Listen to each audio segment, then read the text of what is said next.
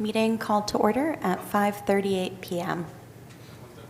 Okay, 5:38 p.m.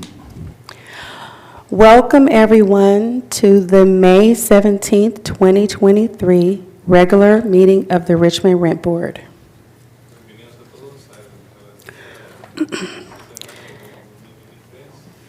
Before we begin, as a courtesy to others, we ask that you please silence your cell phones or any noise devices.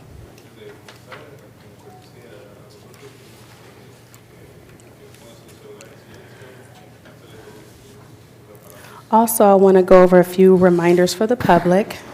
If for individuals who would like to address the board, that a request to speak card must be given to the clerk prior to the announcement of the agenda item.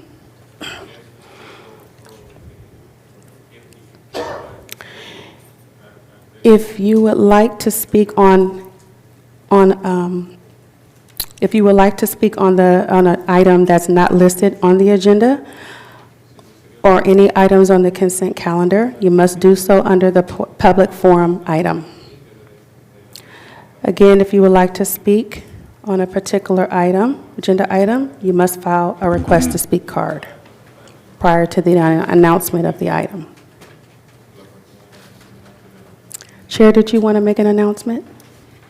Yes, I wanted to just make a quick announcement that we have an interpreter present this evening. So if everybody can make sure to speak loudly, clearly, and slowly, that will be helpful in making sure that everybody is able to be understood. Thank you. The first item on the agenda is the pledge to the flag. Please join me in the Pledge of Allegiance to the flag. Everyone, please stand. I pledge allegiance to the flag of the United States of America, and to the republic for which it stands, one nation, under God, indivisible, with liberty and justice for all. The next item on the agenda is the roll call. For the purpose of the recording, may I please get an audible roll call from Rent Board members and staff? Board Member Dawkins? Present. Board Member Espinoza? Present. Present. Okay. Board Member Heights? Here. Vice Chair Guadalupe? Here. Chair Cantor? Here. Executive Director Nicholas Traylor? Here. Deputy Director Fred Tran? Present. General Counsel Charles Oshanuga? Here. Staff Attorney Palomar Sanchez is present. He's in the audience. For the record, all Rent Board members and staff are present. The next item on the agenda is Statement of Conflict of Interest. Are there any? Hearing none, the next item on the agenda is Agenda Review. Are there any changes to the agenda? Are there any changes to the agenda from staff? No changes. Are there any other changes to the agenda from any board members? Negative. Hearing none, the next item on the agenda is Public Forum. Tonight, we have one speaker under Public Forum.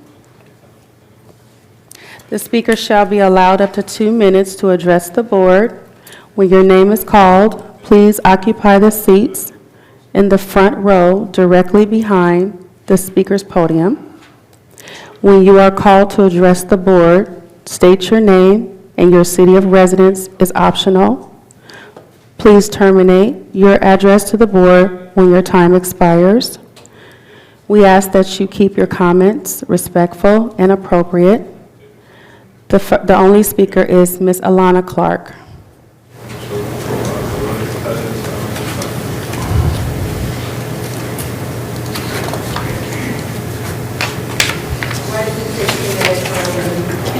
that on? Can't hear you. Why does it say 2 minutes when I'm going to be a minute from there? Oh, sorry. We still can't hear you. Forgive me. My name is Alana Clark. Can you hear me now? You can speak for 4 minutes. Sorry about that. I'm getting over COVID, so not contagious, but I would have appreciated the opportunity to zoom in if these meetings could possibly be held hybrid.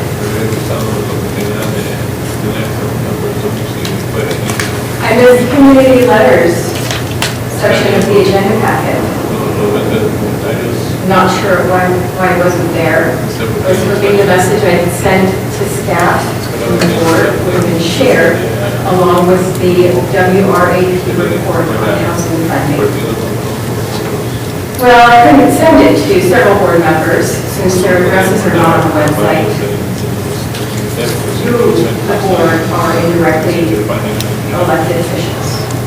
Please do not let your program staff create a firewall between you and the public, nor should the staff be dictating agendas over your needs and preferences as public servants.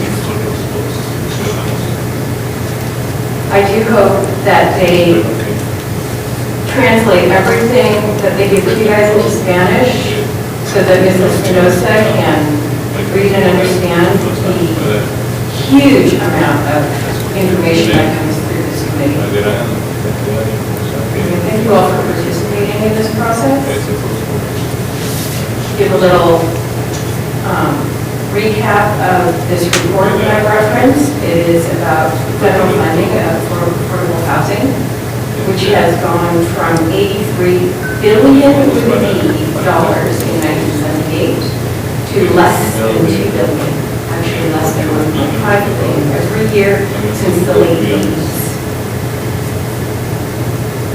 It's a really fascinating report. It's a lot into perspective, including the fact that this rent control stuff, a lot of the legislation around housing, a lot of the fights, the localities having to present to the state housing, how are you going to house your population reports for state money they had to do last January. All of it is us little guys fighting over the 10% of crumbs that used to be given towards affordable housing in this country. 10%, 90% has been cut since the late 70s. And I'm here to tell you, things are a little expensive. And we have more people to house. And until the feds get it together, none of this is going to amount to a hill of beans when it comes to housing our population and looking after the health and welfare of our citizens. So please read the report. I will attempt to send it again. It would be nice if you guys could weigh in with your executive director and make yourselves available to your public. Because he will block you if he can.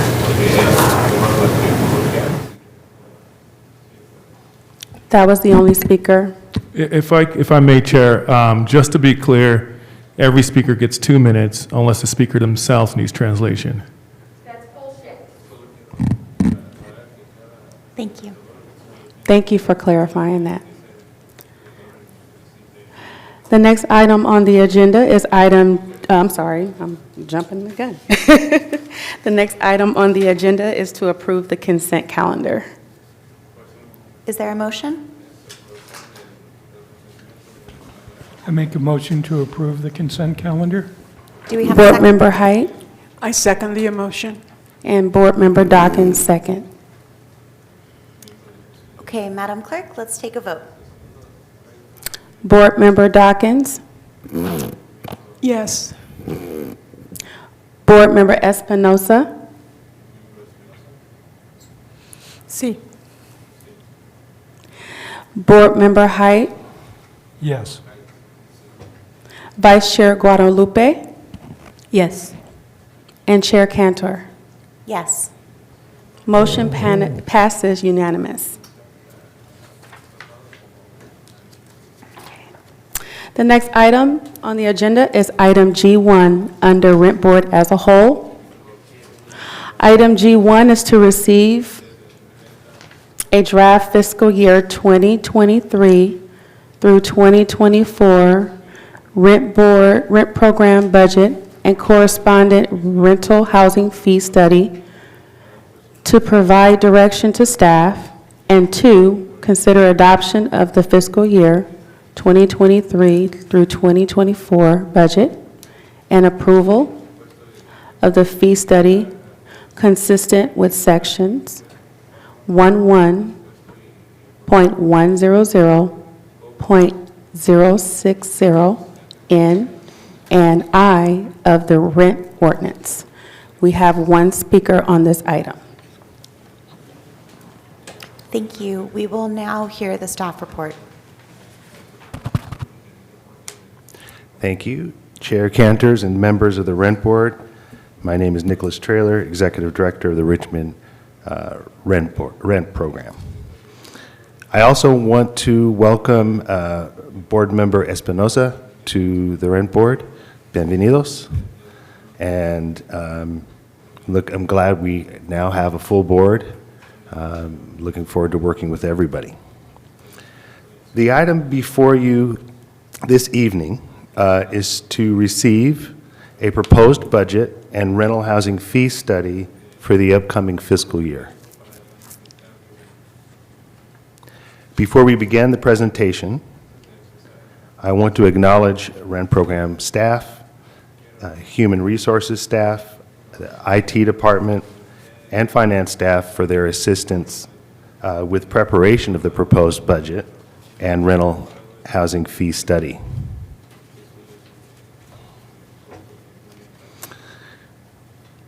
Before I review what we'll cover in this presentation, I wanted to tie this item back to the rent ordinance and its requirements. Section 11.100.060N of the rent ordinance requires that the rent board hold a public hearing and adopt an annual budget for the upcoming fiscal year no later than July 1st.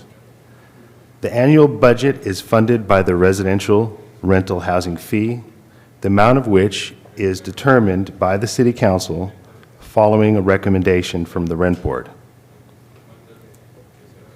In consideration of this requirement, staff members have prepared a proposed fiscal year 2023-24 budget and corresponding fee study for the Rent Board's consideration and comment. The purpose of this item is to receive feedback from the board on the proposed budget and to determine the date and discuss potential adoption by the July 1st deadline. A special meeting is scheduled for Wednesday, May 31st to adopt the fiscal year 2023-24 budget and corresponding fee study. So this presentation is organized into 4 parts.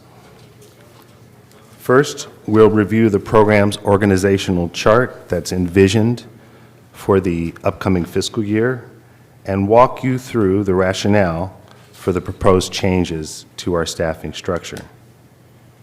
Next, I will present the proposed budget, and then I'll provide a brief financial update of our current expense and revenue status based on the proposed budget. Lastly, I will describe the fee study and share the proposed fees for each type of rental unit covered by the rent ordinance. Now with that, I'd like to move on to the proposed organizational chart for the upcoming fiscal year. The rent program fulfills its mission with the help of 12 full-time employees, many of whom the board has met.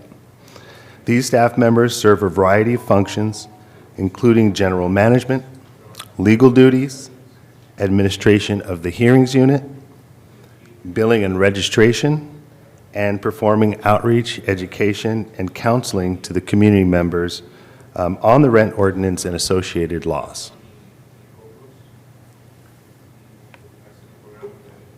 This slide shows the current organizational chart for the rent program with one proposed addition of an office assistant that's highlighted in yellow on the bottom right.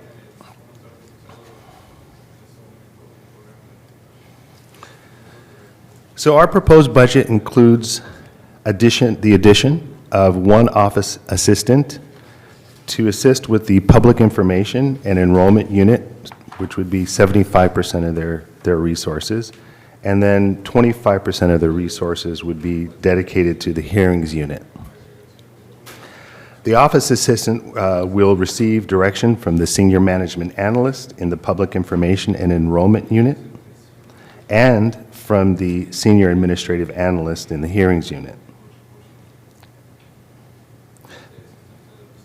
This role will primarily cover the front desk to assist landlords and tenants seeking rent program services, scheduling housing counseling appointments, processing rent increase and termination of tenancy notices, and sending out educational materials to the public, among other duties. Front desk duties, it's important for the board to know that front desk duties were originally performed by a permanent full-time administrative aide who retired in late 2019. And during the first several years of the rent program, we needed a full-time front desk staff person to handle high call volume and high volume of office visits and emails. Now, when the COVID-19 pandemic began in early 2020, the rent program office pivoted to a hybrid with limited in-person access to the office due to the local emergency order.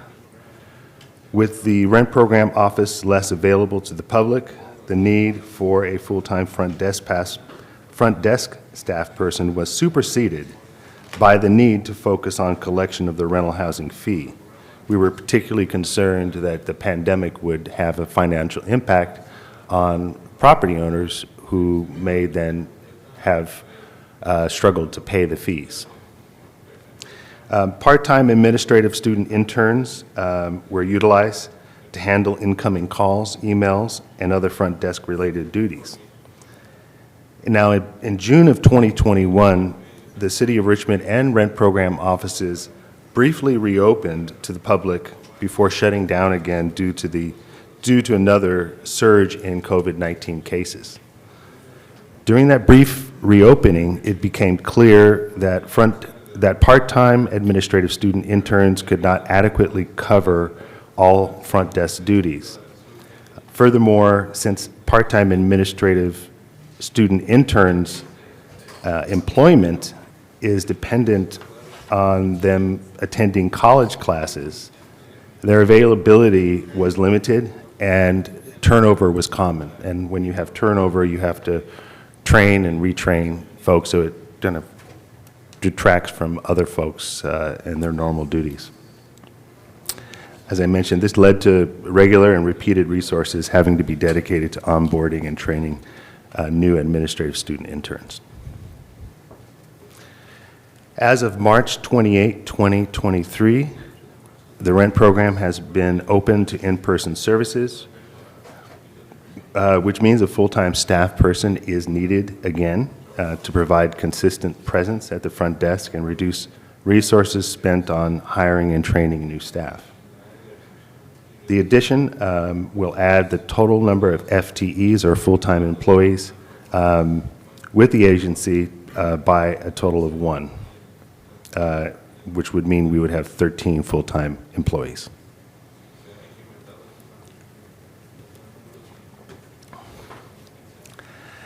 So this budget also seeks an increase in eviction defense funding. In 2018, the Rent Board contracted with the Eviction Defense Center to provide legal assistance and representation to Richmond tenants facing eviction.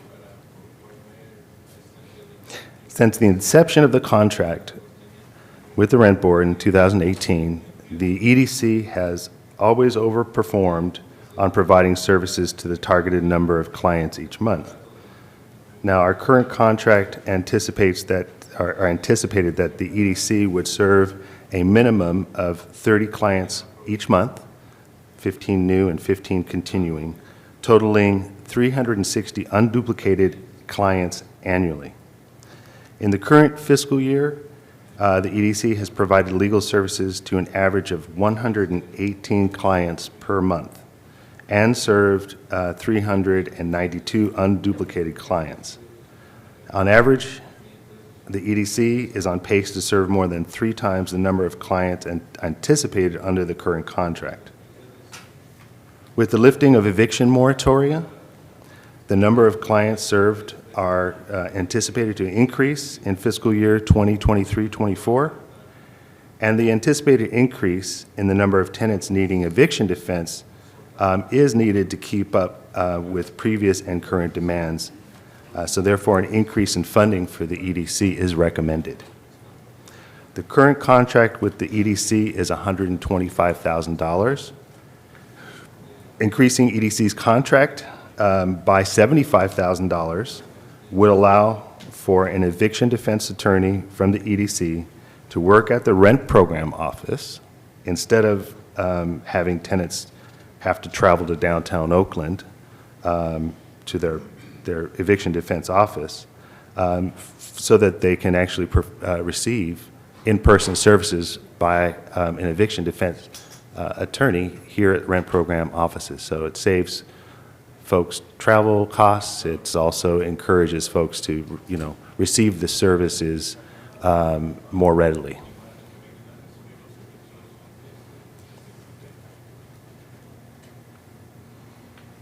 Now, the additional funding for the EDC will alleviate the current work burden and make it more convenient for Richmond tenants to receive eviction defense services. Hey, Nick, sorry to interrupt. We're having trouble. Tomasa can't hear the interpreter at the moment. Okay.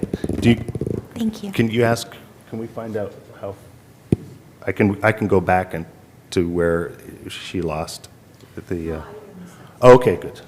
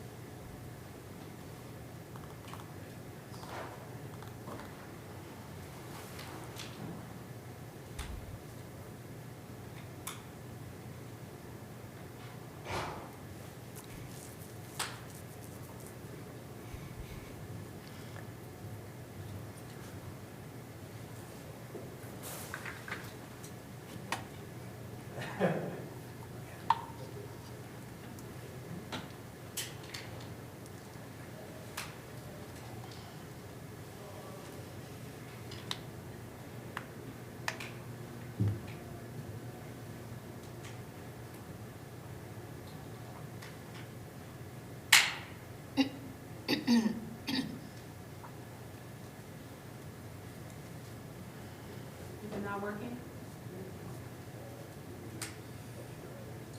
It's not working? Not with that. Yep, it's upstairs, Cindy. What size? Oh. Yes, try to go. Okay. Let's give me an opportunity to go to the restroom. I've been drinking a lot of water. All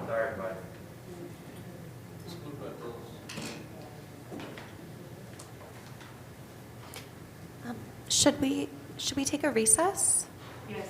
Okay, would anyone like to make a motion? I make a motion that we recess. For how long? I second the motion. Oh, well, I don't know, 10 minutes?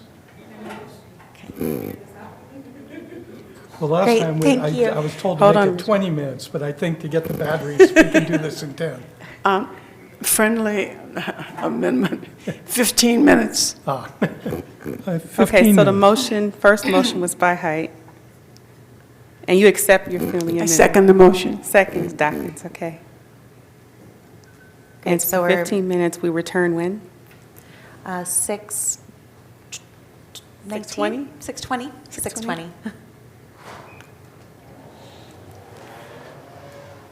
Okay, motion, do we have to take a vote for that? Yes, Madam Clerk, can we take a vote?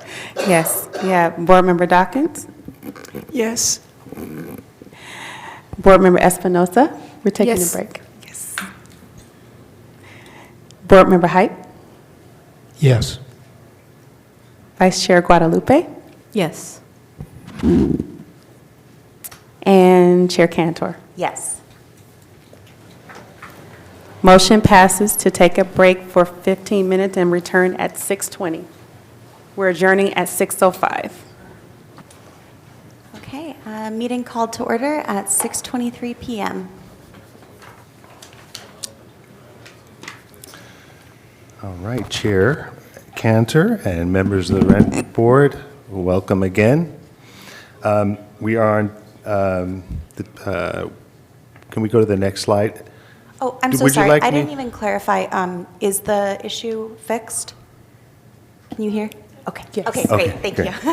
you. Would the board like me to repeat the last slide, or are you good? Should I move on to the next one? If anyone wants him to repeat the next slide, could you please raise your hand? Okay, I think we're good. Okay. So approximately 92% of Richmond rental property owners are small mom-and-pop landlords who own less than 5 units, or 5 units or less in Richmond. Now, historically, Richmond has been one of the few Bay Area cities where owning a rental property was financially achievable for middle-income households. Small rental property owners typically receive less rental income and are more likely to face financial strain caused by expensive, unexpected repairs, coupled with less secure rental income. As a result, small landlords are more likely to find themselves struggling to afford legal advice.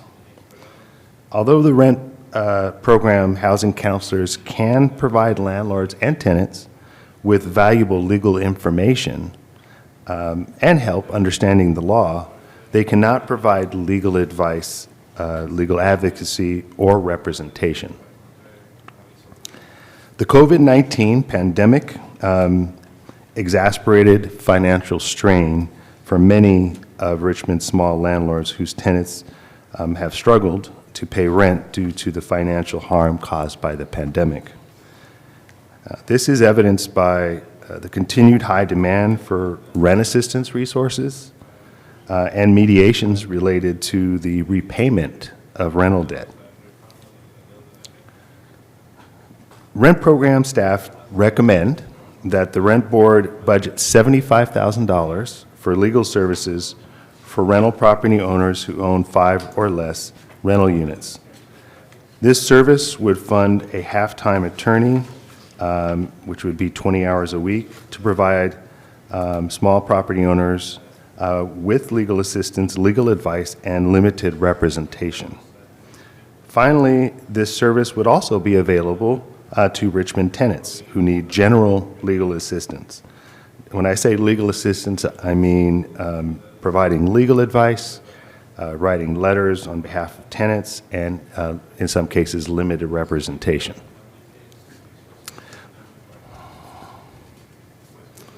So thus far in the presentation, we've discussed our goals and objectives for the upcoming fiscal year.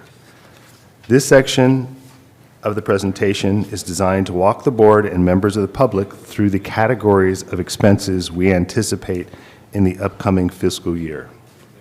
All of our anticipated expenses are encapsulated therein, except for the 18% operating reserve.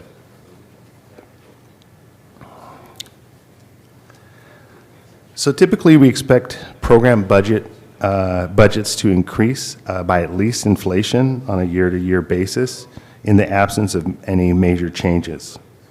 And therefore, staff members proposed a total of $1,440,739 for salaries and wages, which includes funds for the following: salaries for permanent staff, overtime wages, a bilingual pay for our Spanish-speaking staff, and an auto allowance for the executive director per the director's offer of employment.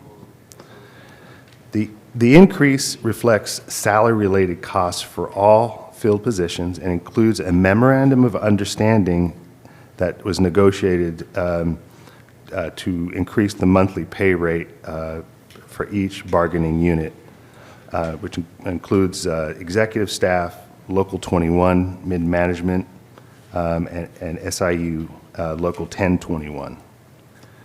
The rate increases took effect on January 1st of 2023 at 5%, and the city shall increase the monthly rate by 4% effective January 1st of 2024. Additionally, administrative staff will receive their anticipated regular step increases per the Memorandum of Understanding and their anniversary dates. Now, the rent program was made aware this morning of a tentative agreement reached with the city's, between the unions and the city, approving the city's class and compensation study. For the board members who don't know what the class and compensation study is a study that was contracted for by the city to bring city salaries in line with other cities, because Richmond for many years had been pretty significantly behind comparable salaries for its various positions. So the terms of the tentative agreement would be effective the pay period including July 1st of 2023, which is the beginning of the fiscal year, for every employee in the mid-manager's bargaining unit to receive at least a 4% base salary increase. This does not impact the future negotiated COLAs of 4% on January 1st of 2024 and 2025. Tentative agreements for the other remaining bargaining units have not been provided by the union representative or human resources, and when they are, we'll need to adjust our salary, the budgeted salaries accordingly.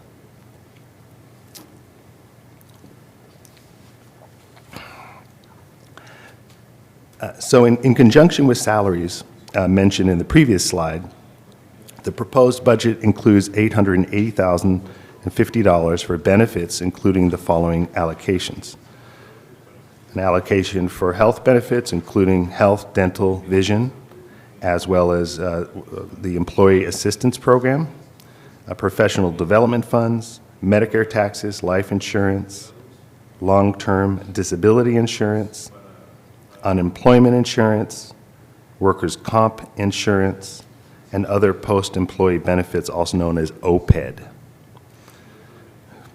There's also miscellaneous benefits, which refer to the employer portion of the CalPERS pension costs for miscellaneous and non-sworn staff.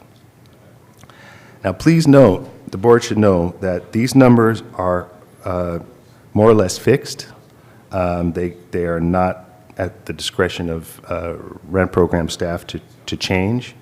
but they are determined by the Finance Department in accordance with the various MOUs and with the unions, with the exception of workers' compensation insurance, which we will discuss later on in this presentation. What does UAL stand for?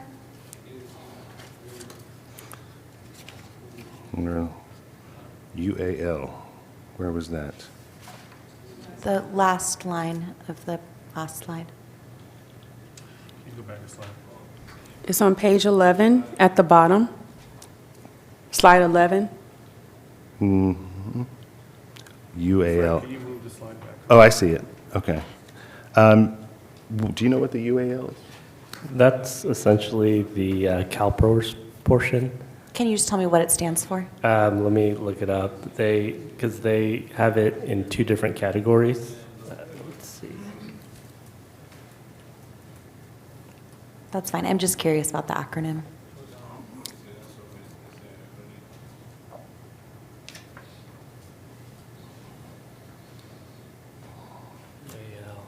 I think it's an acronym from the city, but I'll confirm. They just have it listed as a specific budget line item, so I'll confirm what it does stand for. Thank you. So the RENT program also utilizes a number of professional and administrative services. In total, there's $408,400 that we anticipate for the upcoming fiscal year, which will allow us to afford the following. $100,000 for a new customer relations management system, which is essentially our database, new database for the RENT program, which is a carryover from fiscal year 2022-23. If I can just interrupt, I just quickly looked at UAL, and it stands for the unfunded accrued liability. I don't know what that means, but that's what it stands for. Great. I do know what that means. Thank you. There was a great presentation about it at council last night.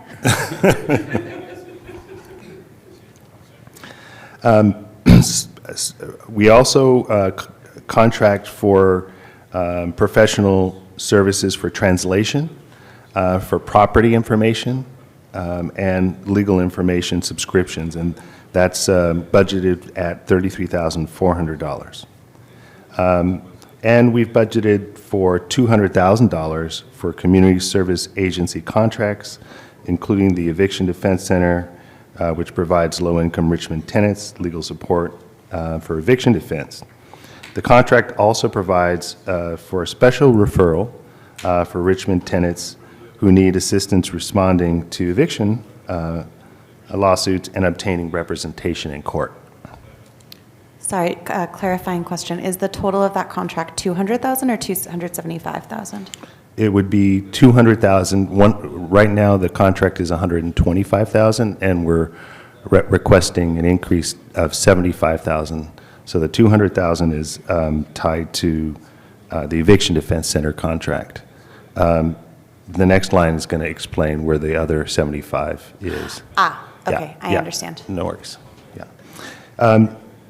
So yes, we're proposing an increase in the Eviction Defense Center contract by $75,000 from $125 to $200, and we are requesting $75,000 be budgeted for legal services for landlords who own 5 or less rental units, to provide legal assistance, legal advice, and limited representation.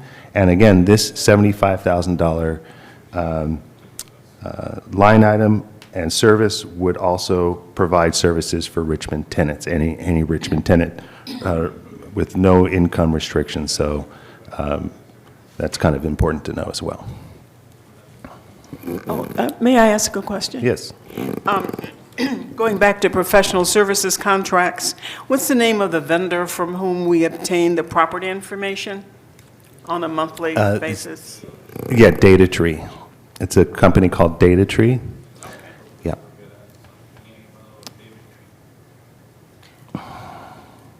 I'm sorry. The legal services for landlords, is that a contract Is that an existing contract, or are those just funds that are earmarked and we're looking for a provider? They are earmarked. We're going to need to have it go out to bid for an RFP. Okay. We do know of at least several agencies that are interested in applying. Great, thank you.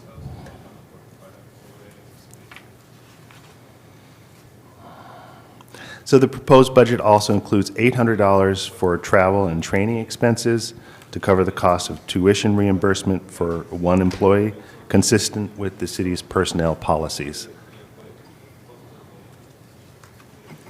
And the budget also includes $1,650 to cover the Bar Association dues for the rent program's 3 attorneys. Sorry, who's the third attorney? The third attorney is Paul Cohen. He is our hearing examiner. He is our administrative judge who holds the rent adjustment hearings. So when tenants petition to reduce their rent or landlords petition to increase their rent. Thank you. A proposed $800 for advertising and promotion includes funds for newspaper announcements as required as part of the budget adoption process, as well as monthly promotional posts on social media and materials to include with large mailing projects such as magnets and stickers. I have a question. Would it be possible to include the specific name of the newspaper? I understand from our deputy director that the newspaper in question is East Bay Times. Is there any reason why we can't include the specific name rather than saying newspaper? Well, the law just requires that it be posted on a local newspaper. So it could be another company as well, or another newspaper as well. That's why we didn't mention it. We don't have a contract per se with the East Bay Times. It's just that the East Bay Times is one of the more circulated local newspapers It just seems ambiguous to me. If I wanted to know as a member of the public, I wouldn't know what newspaper to go to. So I think it would be helpful. Okay. And which social media accounts are we referring to? We have a Facebook account and an Instagram account. Okay. Yeah. Okay. Thank you. Now, we can make that change in the final budget presentation. I think it would be helpful to include the names. Okay. Okay.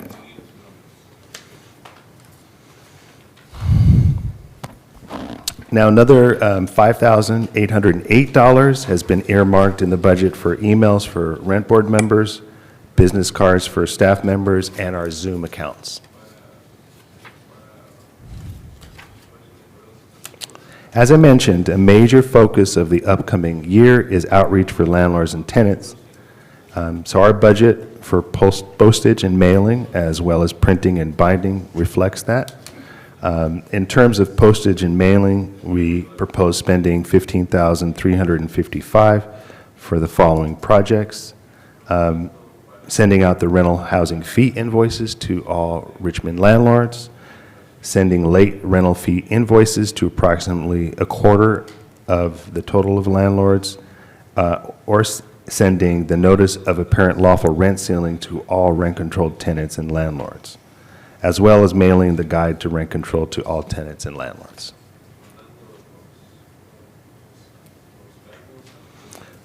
In terms of office expenses, including printing and binding, we've budgeted for $24,404. That includes rental housing fee invoices to landlords at $325, late rental housing fee invoices to landlords at $50, printing the notice of apparent lawful rent ceiling for tenants and landlords, or printing the rent validation reports for tenants and landlords, another $50, and printing the guide to rent control for tenants and landlords at $8,500, and then general print material at $6,500. And for general print materials throughout the year, we end up often sending out postcards when new laws come around or something important needs to be communicated to the public. For example, when all of the new pandemic-related eviction moratoria came out, the county and the state rent increase moratoria and eviction moratoria came out, we did a mass mailing to all residents in Richmond to make sure that people were aware of those laws.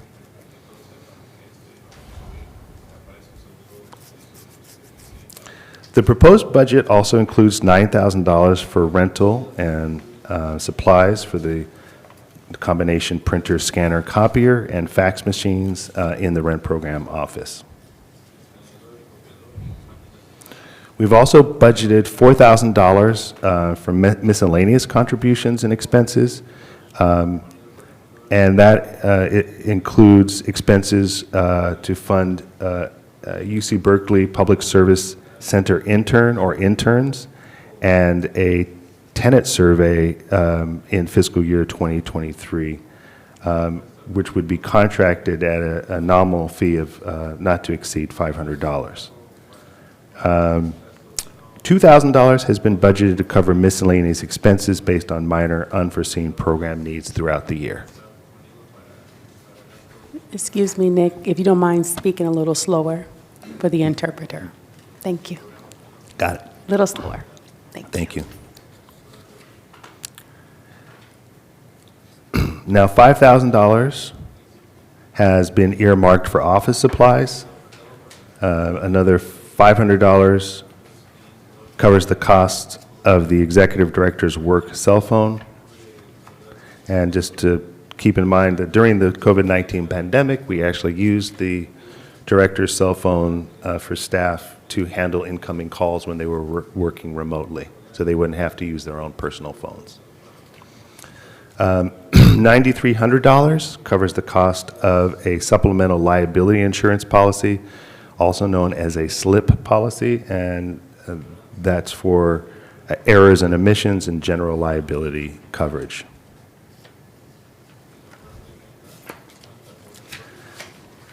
Lastly, we've budgeted for cost pool charges from the City of Richmond. The cost pool allocation charges covers general liability, administrative charges, and space for City Hall, space at City Hall for the rent program. The rent program has been in discussions with the City of Richmond to evaluate the methodology and accuracy of the allocation that covers general liability and administrative charges.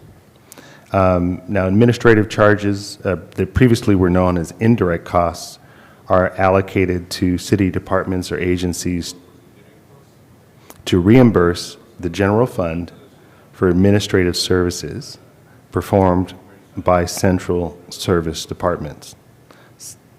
For example, information technology, human resources, finance department, city manager's office, city attorney, city clerk, and city council.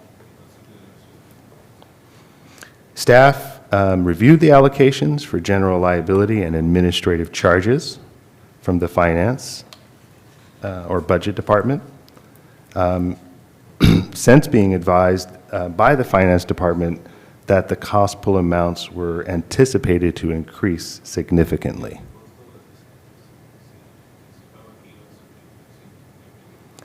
So the city's methodology for calculating cost pool amounts must align with California law, which requires that fees charged for any service or regulatory activity must not exceed the reasonable costs of providing the service to the rent program. So rent program leadership have been engaged in these ongoing discussions with the city attorney, city manager, human resources, and finance department regarding the budgeted cost pool and fringe benefit amounts. Now, the rent program staff have reached a tentative solution, and an understanding with the city. And together with the city, the rent board has contracted with a consultant to prepare a separate joint study to be used for calculating the cost allocations between the two parties. Now, as of this month, May 2023, the cost pool study is in the process of being completed, and the preliminary amounts will be discussed between the rent program and the city.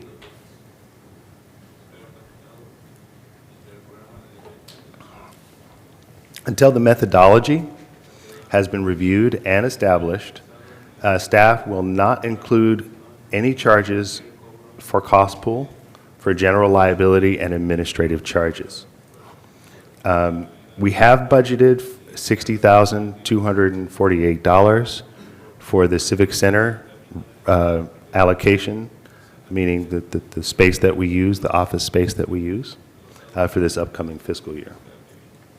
Now, the methodology used to allocate workers' compensation insurance from the fringe benefits category is similar to the general liability insurance methodology, which is also being used, which is also being reviewed by the consultants.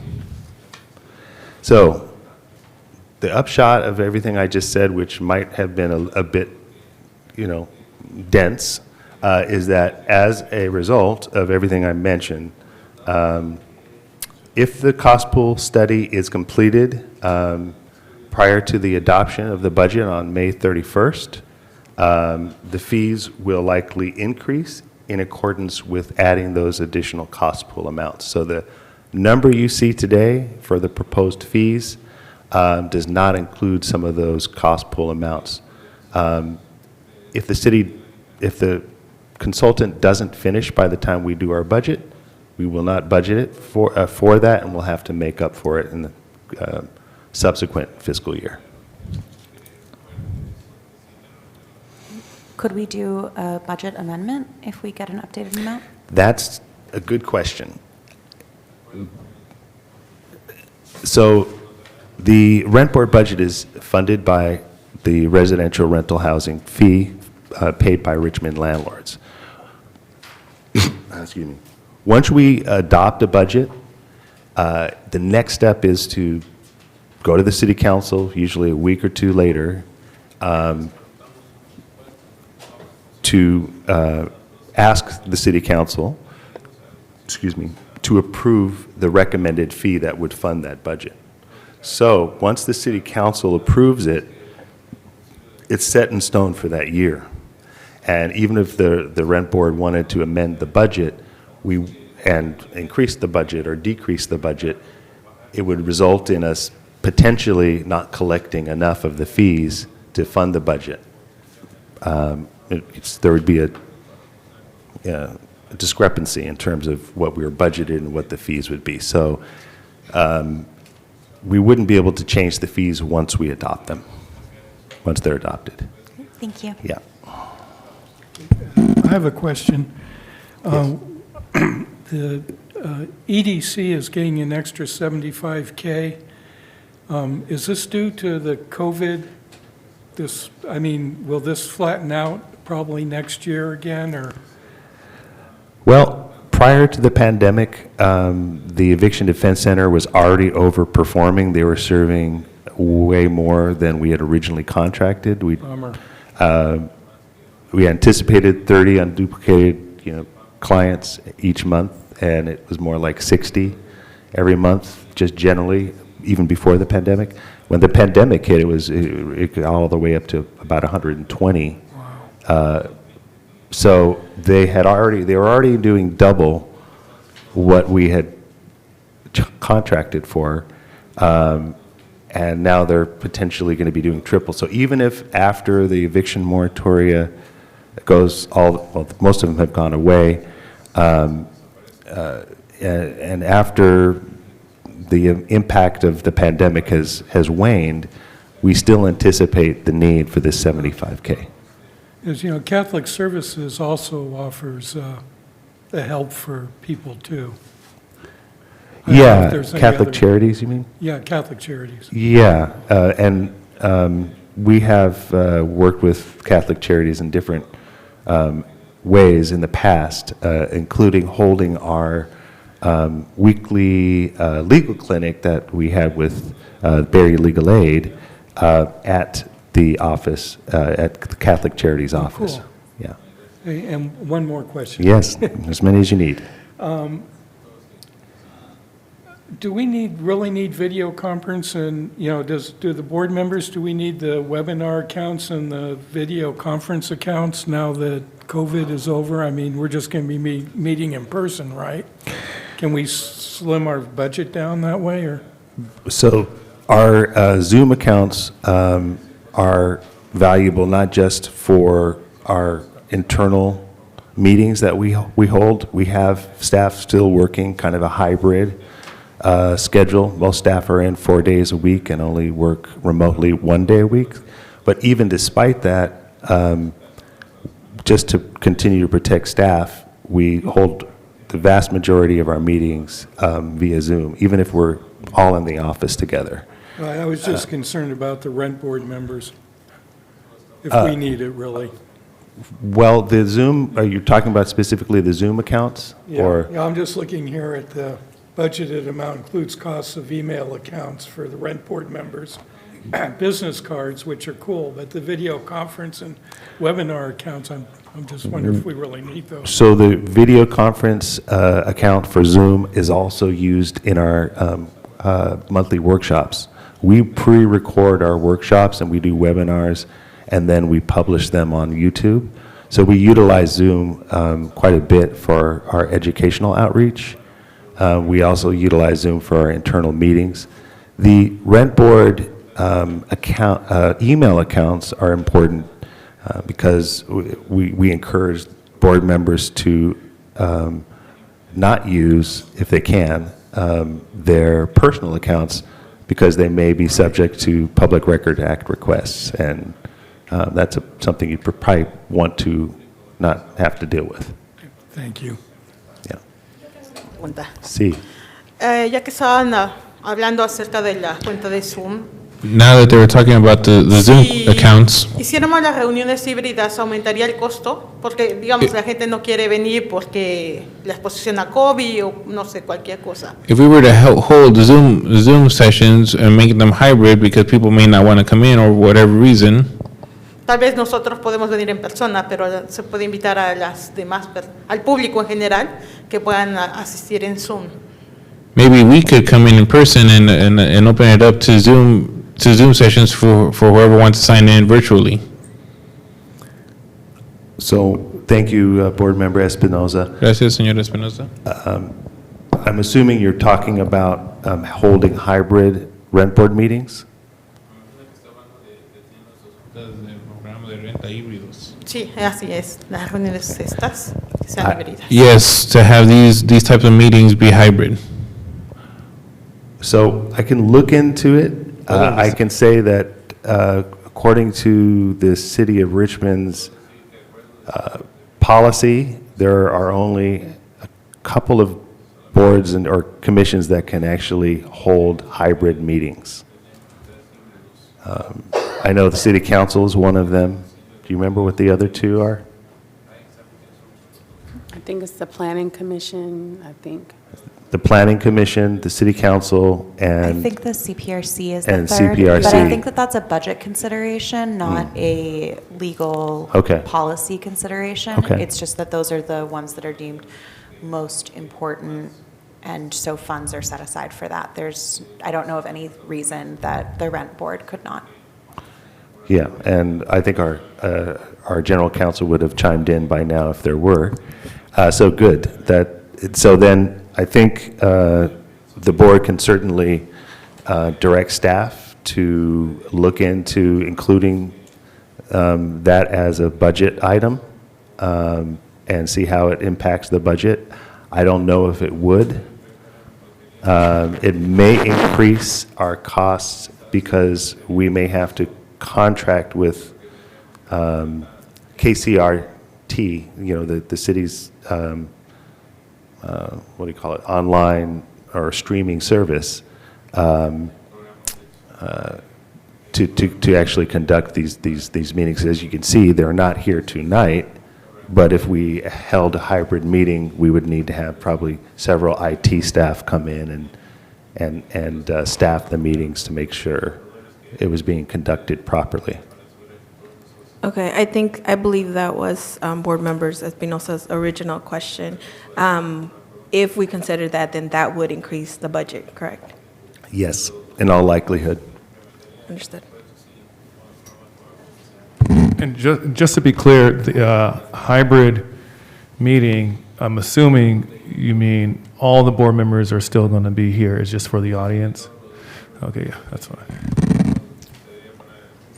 Sí, solamente esa fue mi pregunta porque como vino la señora dio comentario público. Yes, that was my idea because as we heard the first speaker, she made the comment about having to do this in public instead of virtually. Sí, había la posibilidad de hacerlas híbridas, pero no para nosotros, sino para los residentes. So that was my question, if we can make these meetings hybrids, but not for us, the board members, but for the public. Ya, porque hasta para mí es más fácil si estoy en una reunión y puedo estar manejando. Tal vez para los demás sería igual. Because if it's easy for me to be in a meeting while I'm driving, it might be easy. It might make it easier for the public who wants to participate in these meetings. Gracias. Thank you. Real quick, Nick, Chair, do you want me to try to explain what the UAL means? No, I mean, unless anyone else requires an explanation, I understand what it means.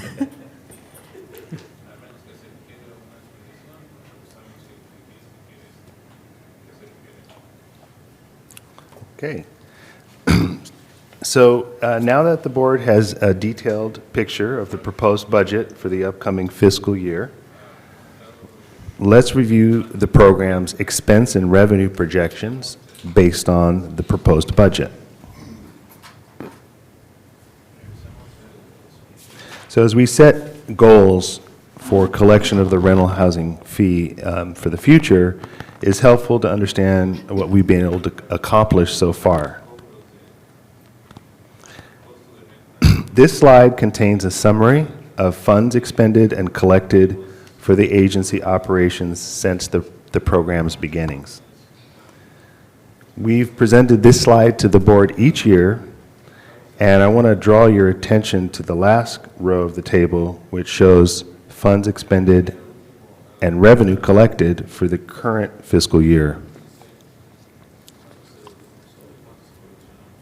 As you can see from the table, the rent program is anticipated to expend approximately $2.5 million through the end of this fiscal year and collect approximately $2.6 million in revenue, allowing the program to contribute approximately $100,000 to the reserves.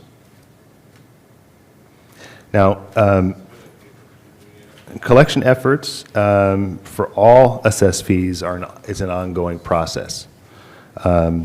In 2019, the Rent Board entered into a contract with a collection services agency to recover unpaid fees.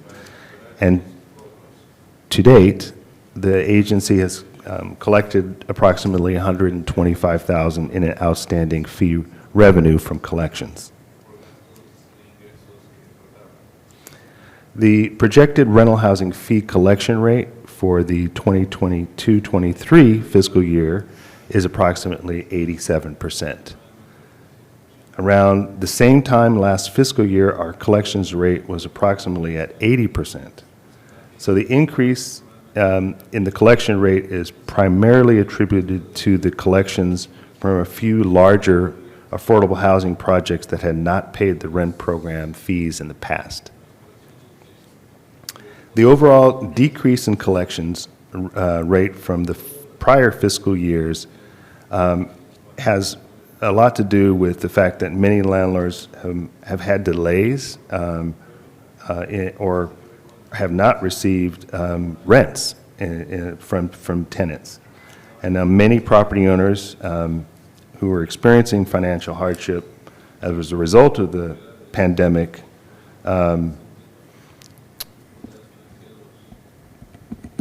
obviously have been negatively impacted and have had issues paying their fees. And our ability to actually collect the fees has also been impacted by the shift from remote work to in-person services at the rent program office.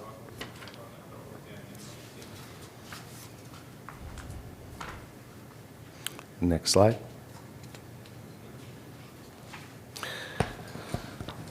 So I want to move on to discussing our financial projections based on the proposed budget.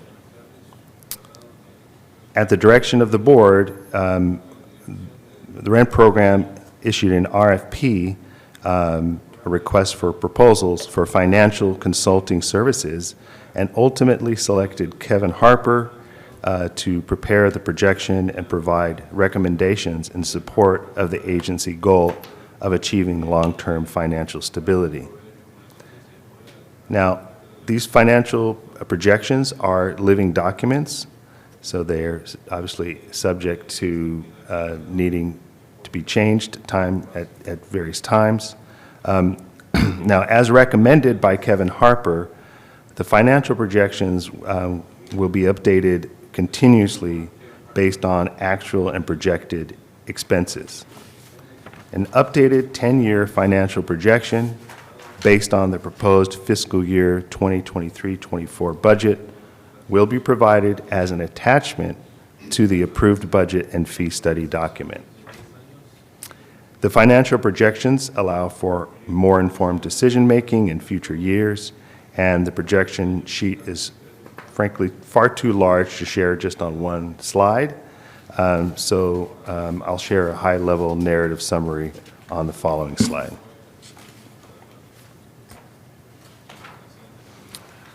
So what can we learn from analyzing the updated 10-year projection?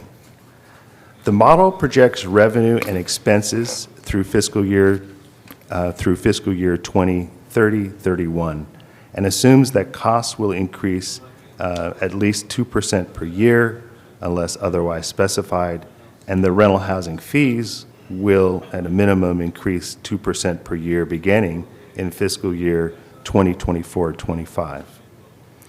Now, all of the numbers are adjustable, and the projection is meant to illustrate the financial health of the agency in the future.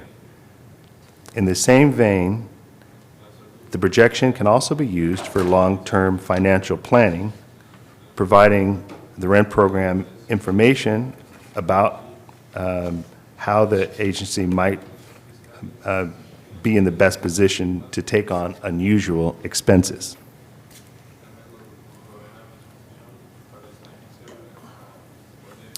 Now, the current projection allows the rent program to maintain reserves in the range recommended by the rent board. And the rent board passed a reserve policy several years ago to address the long-term sustainability of the program. As compliance with property enrollment and fee payment increases, reserves may accrue faster than the projection indicates.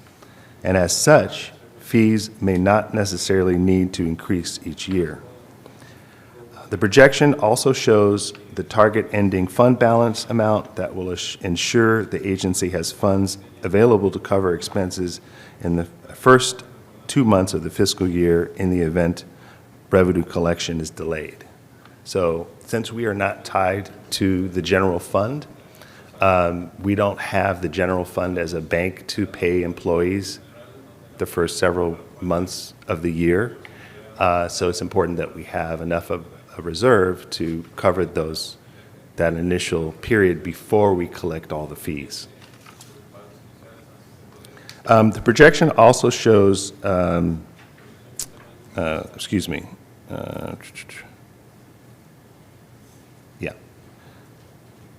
Next slide, please. Now that we've reviewed the financial projections and recommendations, let's move on to the fee study. Excuse me, I'm Yes, a little behind here. no worries. I'm The contract that we entered into with Kevin W. Harper, CPA and Associates, I'm trying to find that under the professional services contracts, and I don't see it here. It was a one-time contract back in, what year was it? It was 2019. So in 2019, the board contracted for this financial consultant to do a one-time study looking at the, Oh, it's a one-time study, Yeah, so, it's expired. right, it's not every year. I got it. He projected going forward till like 2031, 2031, so. okay, thank you. Yeah, sure.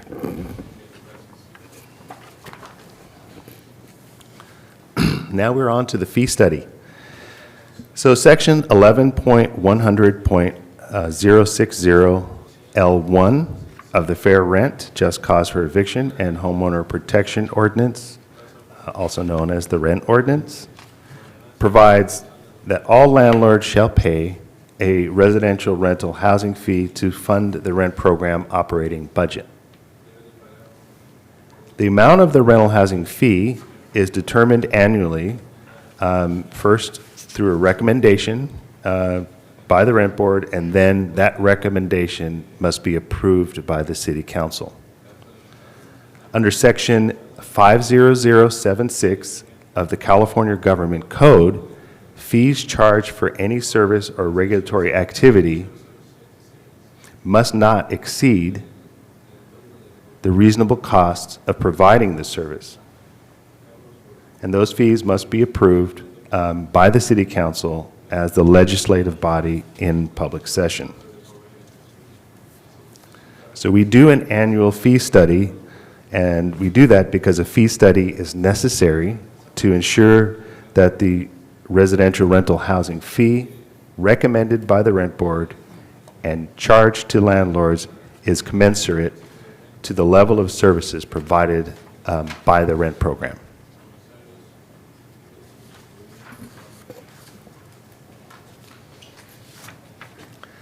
So similar to the prior fiscal year, staff recommend that the rental housing fee be established as a tiered fee, since different types of rental units are eligible for different types of services. So under this approach, costs for program administration are allocated among three components or layers. So all rental properties that are either fully covered or partially covered by the rent ordinance, meaning they have just cause eviction protections or just cause eviction protections plus rent control, pay this general program layer fee.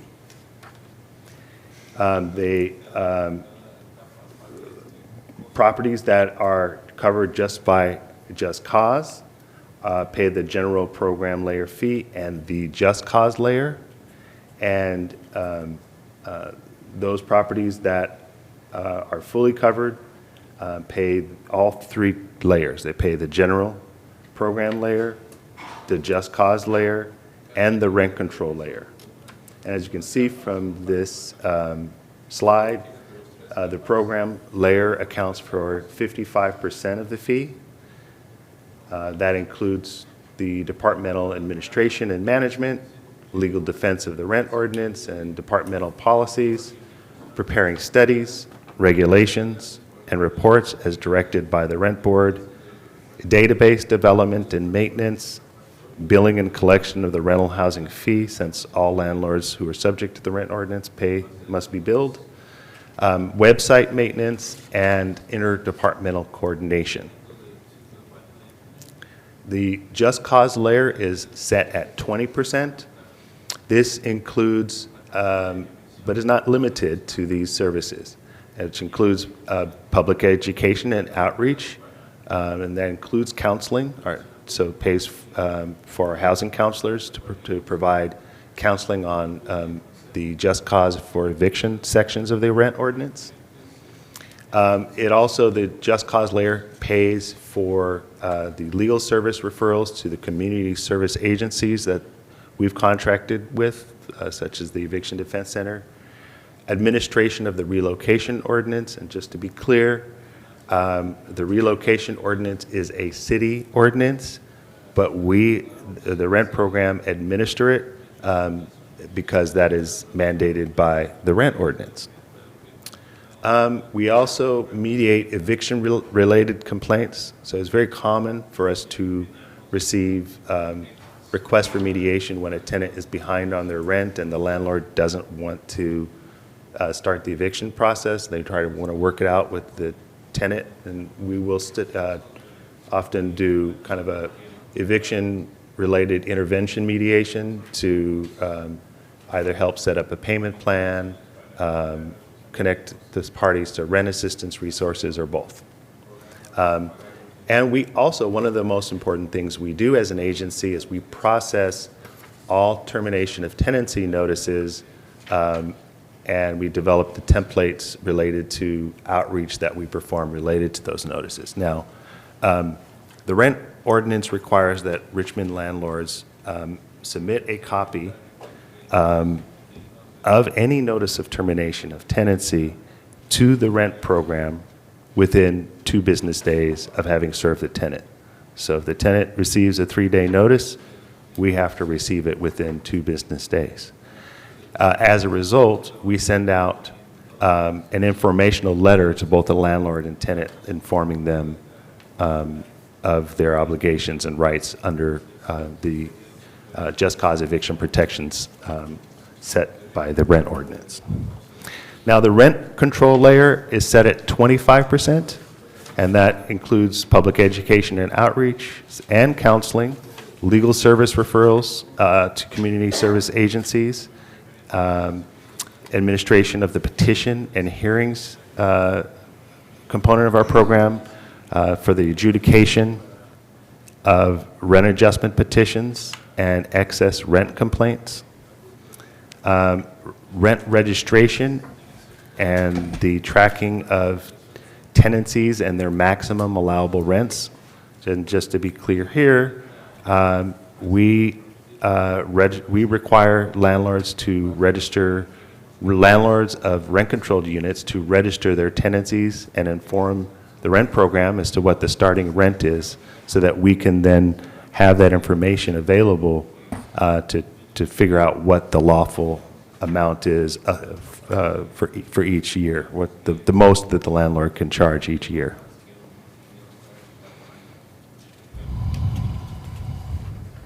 All right, we can go on to the next slide. So an important part of the fee study is understanding the unit count, the different types of units and their count. So the number of units applicable to the rental housing fee is one of the most important, if not the most important, input in the fee study. So these numbers represent the units across which the budget is spread to calculate the rental housing fee. The table before you illustrates how our unit counts have changed over the past year, with the overall trend being a modest gain in the number of applicable rental units. The 2023-24 fee study included 7,665 fully covered rental units, and during the fiscal year, we saw an increase, during this last fiscal year, we saw an increase of 84 fully covered rental units. And now in our database, we have recorded 7,749 fully covered rental units. Similarly, last year's fee study included 5,987 partially covered units. And again, partially covered units are those units that where no rent controls apply, but just cause eviction protections apply.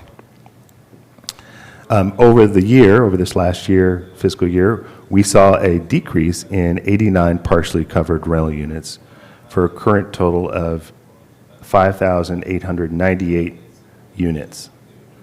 The number of governmentally subsidized rental units decreased by 11 units, and this decrease was the result of a reduction in Section 8 voucher units, and units where resident managers were residing, generally in affordable housing properties.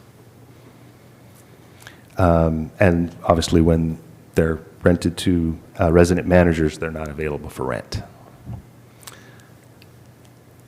So in sum, last year, there were 18,150 rental units applicable to the residential rental housing fee, and we've seen a modest decrease in the total number of applicable rental units, 16 total units, bringing the total units recorded by the rent program at 18,134.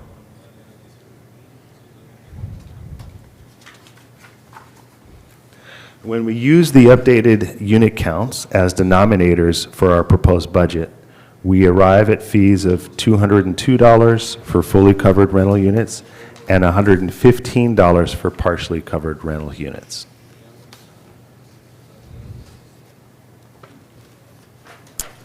The table on this slide compares the proposed fee, which is the last row, to previous year's fees.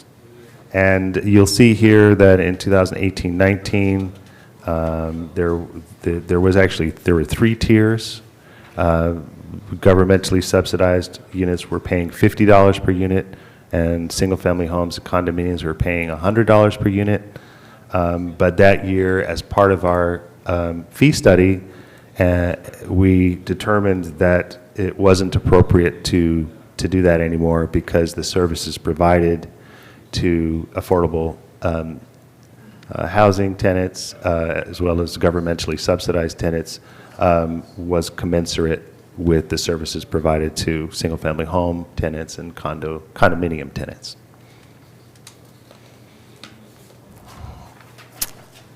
So the table on this slide compares the actively enforced rent control programs and their fees with the number of units subject to their rent ordinance. So you can see in Berkeley, for fully covered rental units, they charge $290 per unit and $178 for partially covered properties. And you can see they have about 19,204 fully covered units and 7,000 partially covered units. East Palo Alto's fee is at $266 per unit, and Richmond's last year, or this current fiscal year, was $226 for fully covered units and $127 for partially covered units. And Santa Monica's fee, which is not tiered, is at $228. So as you can see, our fees are comparable with other actively enforced programs.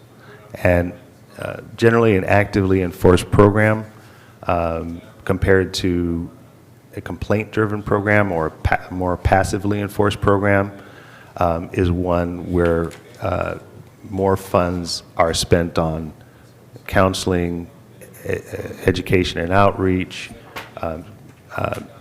having more services meant to help actively enforce the rent ordinance, including tenancy or rent registration and the outreach associated with that. Okay, next slide. Okay, we've reached the end, and thank you, everybody, for your patience. I have a question. Yes. And maybe a comment, too. My question is, are we as rent board members welcome or able to attend the city council meeting where you will be making this presentation? I assume there are at least 3 more city council meetings before July 1st. Do we have a date where we'll be going? Rent program staff believe that the fees will go before the city council on June 20th. That's our our target Oh, at date. the last minute? Yeah, it's happened before. In fact, one year we were prepared to have it done mid-June, and the mayor kept taking our item off the agenda, and we ended up having to approve the fees like on July 2nd or 3rd. So, as members, can we attend? I would like to attend. You can certainly attend. Just bear in mind that if you do speak or if you interact with the city council, you're not speaking for the board. The board can only speak for itself as a single unit. So at least 3 board members have to approve of whatever it is that the board is speaking to. So you can certainly make public comment as an individual, but I think you just have to be careful. No, I just want to sit in the back and listen. Oh, yeah. Sir, I would love to see you there. I'll need the moral support, although this year might be a bit less harrowing as the previous I years. think the amount of detail is really impressive. And based upon what I see, and I'm not, I mean, I think we have a shoe-in. But it makes me a little easy that we're going to be at the end. If they disagree with us at the last city council meeting, then July 1st is right around the corner, so. And our hope is to avoid having to dip into reserves. If, we want to be able to have the fee passed by June 20th, and literally the next day, Ms. Howell over here, who works in our billing and registration unit, will be printing out the invoices and getting them ready to send out. Yeah, the other thing that's making me a little uneasy, I still don't know what it is they're doing.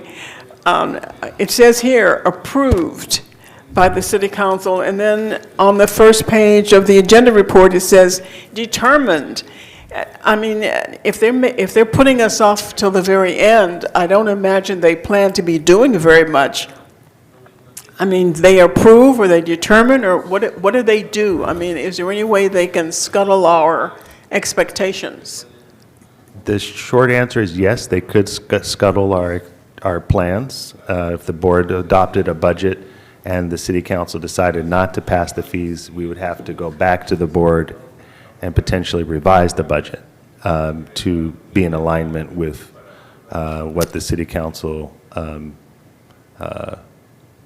addressed, the issues they addressed at that board meeting. So luckily, we have not had that happen, and we've had many years with members of the city council and the mayor being in opposition of the rent program and the rent ordinance, and despite that, we were able to adopt our fees and move forward.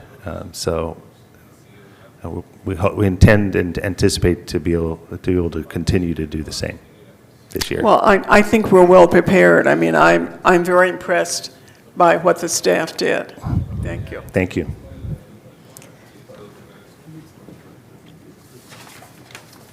Yes, and thank you. Charles just reminded me to mention that the rent, I mean, the city council does not look at our budget. We don't do a whole budget presentation in front of the city council because they do not approve our budget. All that we bring to them is the proposed fee. There's a budget attached so they can see the overall budget, but we don't present the whole budget over again. We present the fee, and we make arguments as to why the fee should be approved. Oh, okay. Yeah. Thank you so much for the presentation. Are there any other questions from members of the board?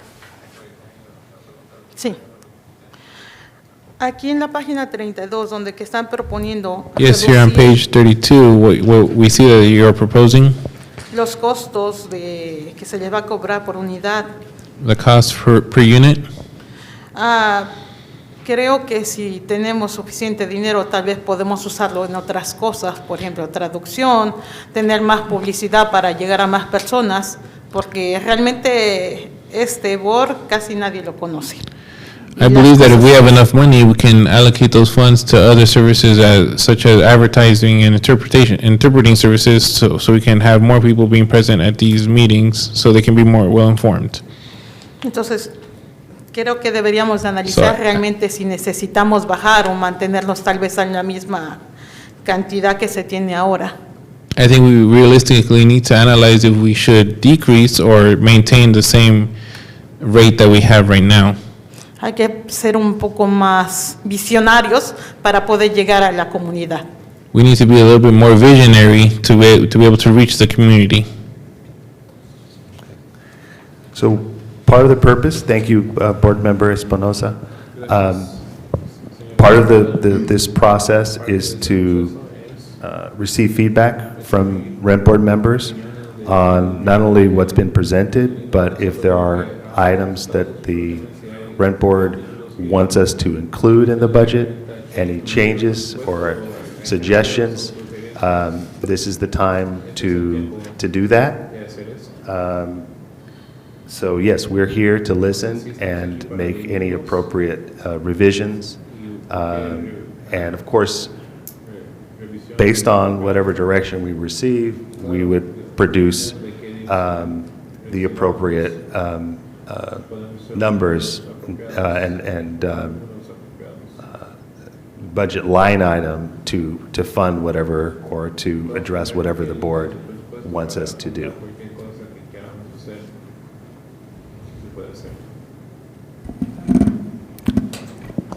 Yo propondría que tal vez podemos poner un poco más de dinero, como habían dicho, en los medios para dar más alcance a más personas.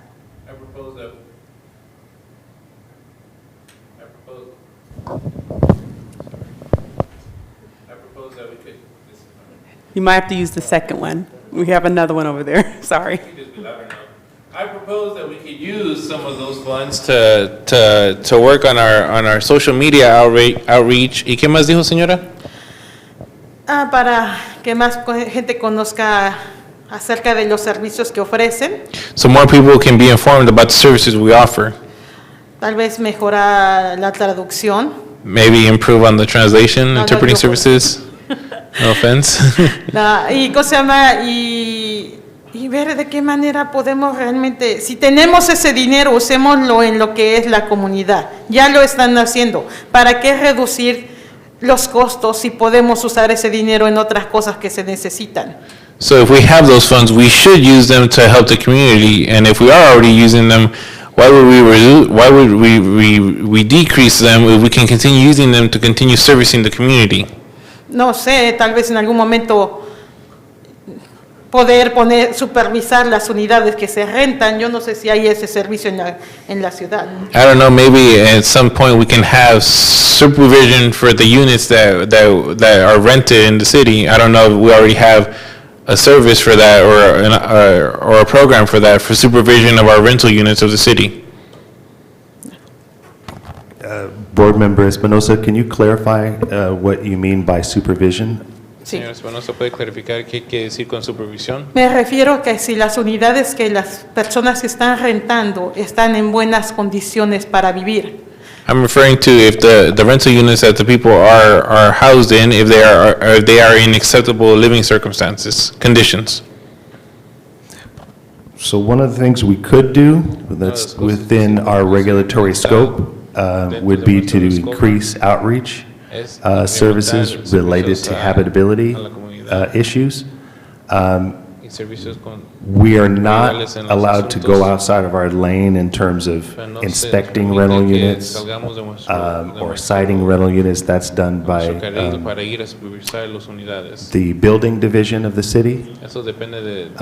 So our law doesn't allow us to conduct those types of services, but we could increase outreach funds so we could conduct additional outreach for problem buildings. So for example, buildings where there are existing code violations or major complaints, and we could do targeted outreach to make sure tenants in those units are aware of their rights. And we could do more general outreach related to habitability to make sure that tenants and landlords are aware of the rent adjustment petition process. Obviously, if a tenant files a petition to reduce their rent, it's an effective way to encourage landlords to make repairs. And the rent adjustment petition process also allows landlords to potentially receive an increase above the maximum in cases where they've made major investments in the improvement of the property, they've increased maintenance costs, or they've done capital improvements, or if they haven't received a fair return. So we could increase outreach and education funds, but we couldn't do inspections.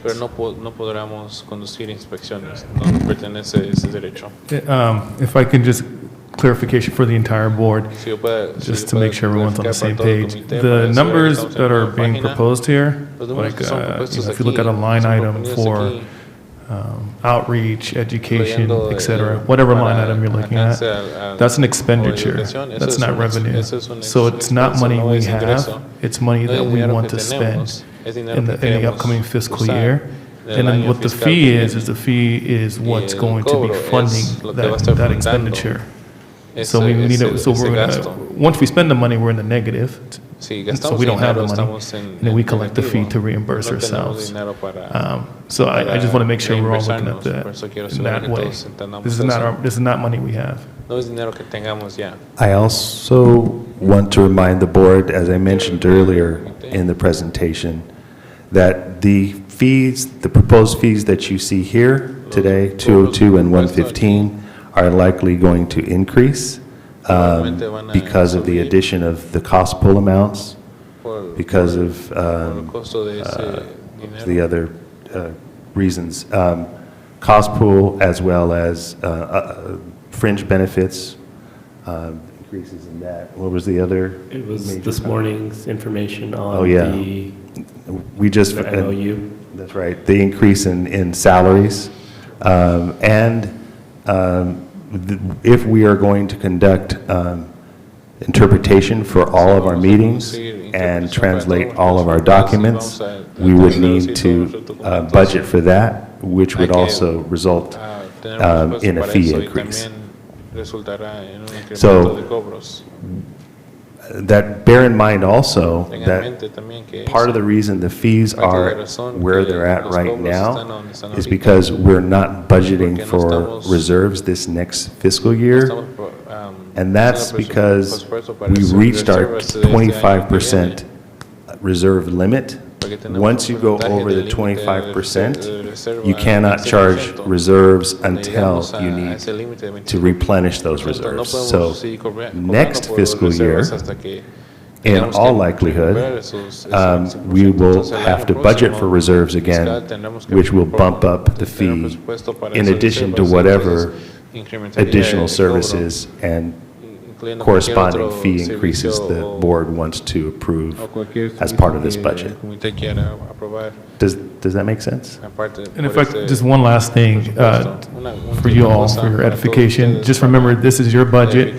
You should ask the questions you want to ask, the hard questions. You decide what your budget wants to look like. But at the end of the day, like I said, these are expenses, and as Nicholas said, the fee will likely increase, but you shouldn't really look at it from that point of view. You should be looking at it from the point of view that your expenses are going to increase. Because you can charge whatever fee you want. If you cannot collect that fee, it doesn't matter. Because you're already spending that money, you're already in the negative. That fee is to reimburse you. So what's most important is to look at your expenses, your expenditures. And as Nicholas has pointed out, the cost pool expenditures will increase. The translation and interpretation will increase, the salary will increase, and I can't remember the last one, something else will increase. Fringe benefits. So looking at those increases, understanding that those expenses are what really drives the program, because it can be an anchor to a program, and there is a sweet spot. If you graph this, there's kind of a correlation between your ability to collect the fee and the amount of the fee, right? So you've already spent that money, you owe money now. If the fee goes too high, your collection rate is going to decrease. No one's going to pay an absorbent fee. If it's too low, you're not going to be able to fund your program because you've incurred those expenses, right? So you want to make sure that you keep that in mind. Thanks, Charles. Yo tengo otra pregunta. Yes. Si están diciendo que el costo aumentaría por los servicios, ¿cuál sería el estimado que ustedes están pensando para el próximo año? Hello? I have another question. If you're estimating that service fees will increase, what's the projected service fee for next year if that were to increase? Good question. I don't have the exact answer right now because we don't know what our collection rate is going to be. If we have a very high collection rate this year, let's say we reach 95% or 100%, then we will collect enough to have enough reserves to not have to budget for additional reserves. I don't know the exact amount. Was the question about service fees? Is that what you asked? Sí, estaban diciendo que Yes, I was saying that aumenta demasiado, if it increases too much, la gente no pagaría. the Pero people will not be able to pay. ustedes están proponiendo que se reduzca el próximo año. But you're porque- proposing that it decrease next year Porque el próximo, bueno, que de todas maneras se cobraría más, porque dependiendo de los servicios es el aumento que se le da. it would increase anyway, because depending on the services that we offer, that's what the increase would be. Pero eso estoy preguntando. That's why I'm asking, ¿Cuál es el porcentaje que va a aumentar realmente el próximo año? what's the percentage that it will realistically increase next year? Aquí en el budget dice que para el próximo año Here it says that next year, a las unidades completas se le va a cobrar to complete 202. coverage units, they will be charged $212, Y va a haber una reducción del $24 por unidad. and there'll be a reduction of $24 per unit. Y en las de cobertura parcial, And su in the partial reducción coverage, the será reduction would be 12%. 12%. Entonces estoy preguntando, So that's why I'm si asking, ustedes dicen if you say que esto es en porcentaje a that los this is a servicios, percentage me for encantaría services, saber I would love to see, cuál es el costo to know real what que is se les va a the real cobrar. cost of those facilities. The percentage decrease is actually the actual fee, that 12% decrease that you calculated. It's actually similar to what Charles had mentioned. The total budget is actual line item amounts that we're budgeting. So it's actually not reducing our program services. It's lessening the amount of expenses that we expect to pay, which is reducing the fee. I would like to make a motion. Is that possible? We can't make motions yet. We can't make motions. No, until todavía no after se puede public hacer comment. hasta que todos comenten. Let me know when I can. I think we have a lot more discussion to do before So, we make a motion. Be- She has a question. Before we move on, I want to Antes make que sure that sigamos, we've answered Board Member Espinosa's question Quiero the best we saber que hemos can, because contestado I think there may be la señora Espinosa, a need to porque yo creo clarify a que little bit more. Habrá necesidad de clarificar un poco más. Sí, por favor, quiero que me clarifiquen esta situación. Porque Yes, please, I would like you aparece- to clarify that situation. Le estoy diciendo lo mismo. En el valle de aquí aparece que el cobro va a ser 212. Entonces, si It ustedes says están here that it diciendo says otra cosa, 212, but if you're saying something else, quiero saber en realidad cuál va a ser el cobro que va a ser para el próximo año. I want to know what's going to be the real costs, the real fees for the next year. Can you, okay, I think I understand, but can you give me the specific slide that you're referring to so I can, it will help me follow along? Sí, estoy en la página 32. I'm on page 32, slide 32, which is the one on the screen. Donde dice Where is it? que el 2023. where it says 2023, 2024 Dice propuesto, proposal, y ahí dice 202. 212, 215. with a reduction of Entonces el costo se está reduciendo porque el de este año fue 115. Del 2022 al 2023 fue 22, 23, 226 it was 226 y 127. and 127. So I don't see 212, but I don't know if you said 212. Did you say 212 for 23, 24 fully controlled, or you say 202? ¿Qué número dijo para, qué es el primer 200 número que dijo? El cobro que se está haciendo para este año fiscal son 227 por unidad completa. Okay, 22, 23, 226 for completely covered rental units, fully covered rental units. Y ustedes están proponiendo para que el próximo año fiscal sean solo 202. And you're proposing that next year's fee will only be 202. ¿Cuál es la diferencia? Por eso, Where is that difference occurring? yo estoy diciendo, si ustedes me contestaron que según van a cobrar, según los servicios, entonces a mí me gustaría saber cuál va a ser realmente lo que le van a cobrar a los dueños de estas unidades. So if you're saying that you're going to increase the cost of the services, I would like to know what will be the real cost to the owners. I understand. Can you guys go to the budget? Is there a slide with the current fiscal year budget and then the proposed one? Do you have like that side by side? We don't have, this is the closest, but we don't have a slide with the budget, but I can draw it up. Okay, so, and then I'm going to just hand it over to Fred and Nick. I understand the question now.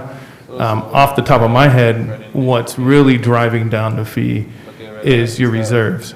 So, remember, your expenditures is what your fees are based off of. And there's can you go to the slide where you have the breakdown, the 35% that's allocated to rent control and 20, whatever. 25.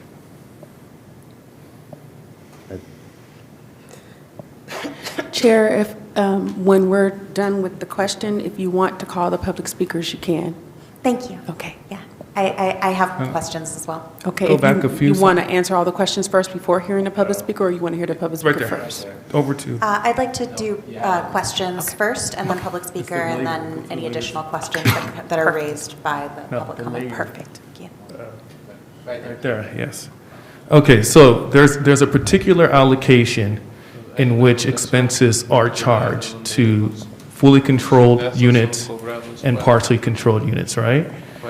So you have your budget, you have your total expenditures, whatever that number may be, because I don't remember off the top of my head. And that number needs to be, because those are your expenses, in order to recoup those expenses, they need to be charged to individual units.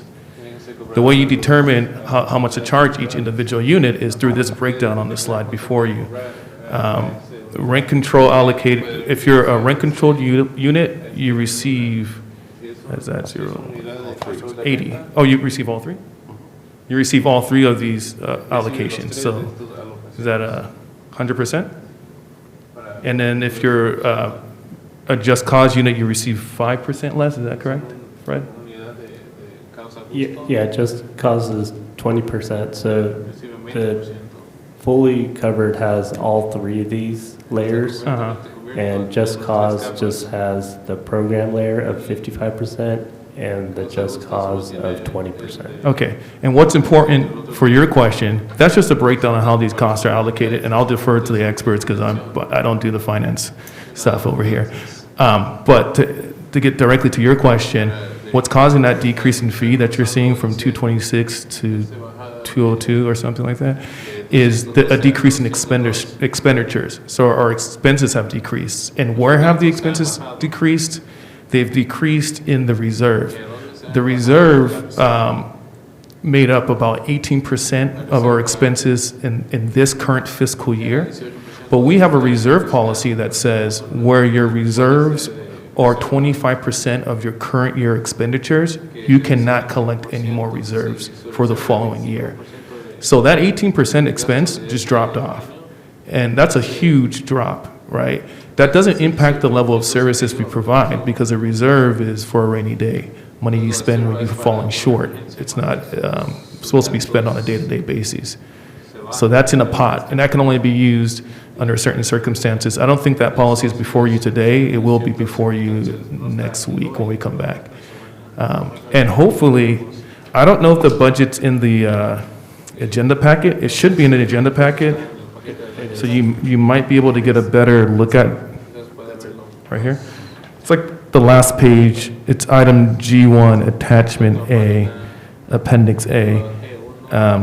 You'll see, you can compare the adopted fiscal year 2022-2023 to the proposed fiscal year 23-24, and you can see where the reserve has, at least I'm assuming you should be able to see where the reserve has dropped off, but that's my understanding, and I'll let the experts answer the rest.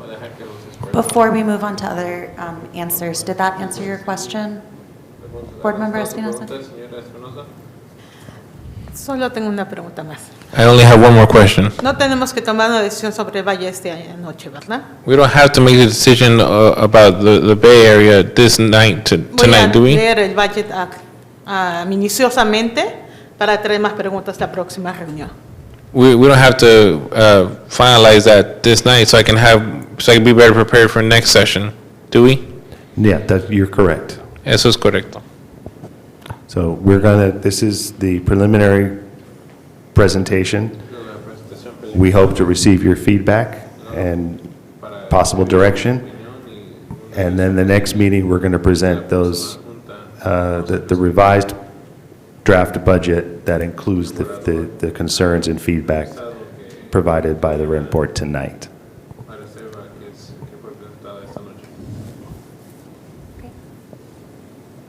Board Member Espinoza, do you have any more questions?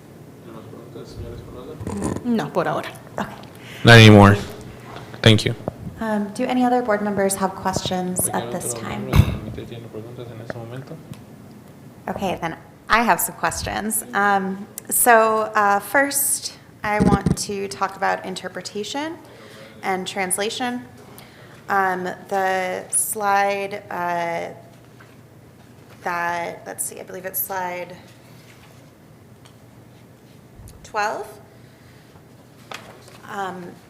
proposes a budget of $23,500 for written and verbal translation.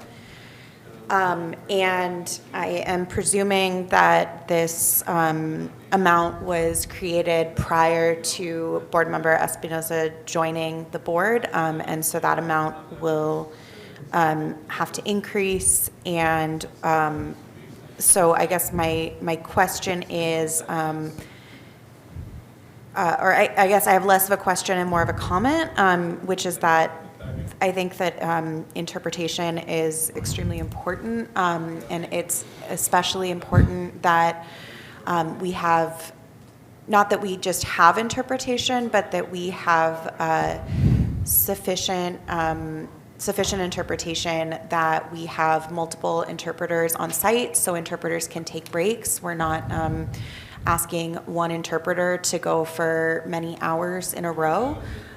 And then I also would like to see what it would cost to have more interpretation services, not just for members of the board, but also for members of the community who want to use services. And so I'd like to see kind of a full packet, or many different options of what interpretation could look like that we can choose from at the next meeting. And then so that's just sort of a comment, and that's something that I would like to include in any motion that we make. And then I also had a question about the legal support. Just noticing that if we're providing, $200,000 to a single institution, has there been any exploration of whether it might be possible and or more cost effective to have in-house legal support, have an additional attorney on staff who could provide legal support to both tenants and landlords, So, and yeah, has that been looked into at all? Well, it's a good question.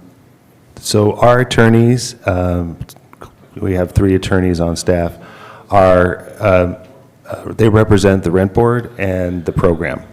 They're not allowed, and they cannot advocate for, give legal advice to, or represent landlords or tenants. So Yeah. we wouldn't be able to hire an internal attorney to provide that service because it would be contrary to our regulatory scope and it would be inappropriate also for us to advocate for one or both sides. That's why we contract with outside agencies who can provide those services. Okay, great. So the ordinance specifically prohibits the rent program from employing attorneys to provide support to tenants and or landlords. Charles should answer that question. No. So government cannot advocate for anything other than the government itself, right? So if you have an attorney on staff, that attorney is a city official or city government employee, and so that government employee can only advocate for the government.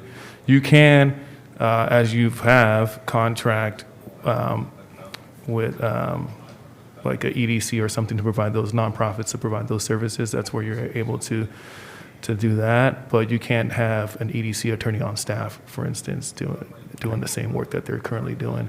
Okay. And just so you know, Chair, the interpreter wanted to chime in on your question or your comment around interpretation. It's your privilege. You can let him speak to that. He might have information related to the pricing because he's currently under a contract that the rent board has with his employer, so he might know something Great. about that. I'm so sorry, I can't see you at this moment, but would you be interested in speaking during public comment?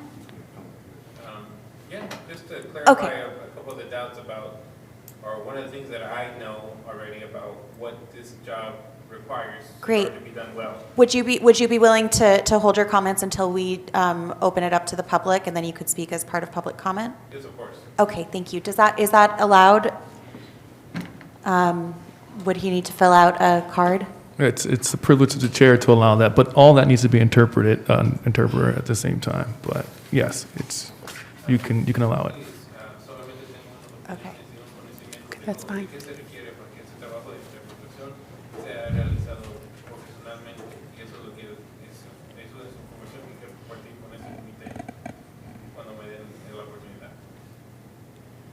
Great. And I just want to be clear that my comments are in no way meant to be any comment on the quality of the interpretation provided, more so the working conditions that you're asked to work under.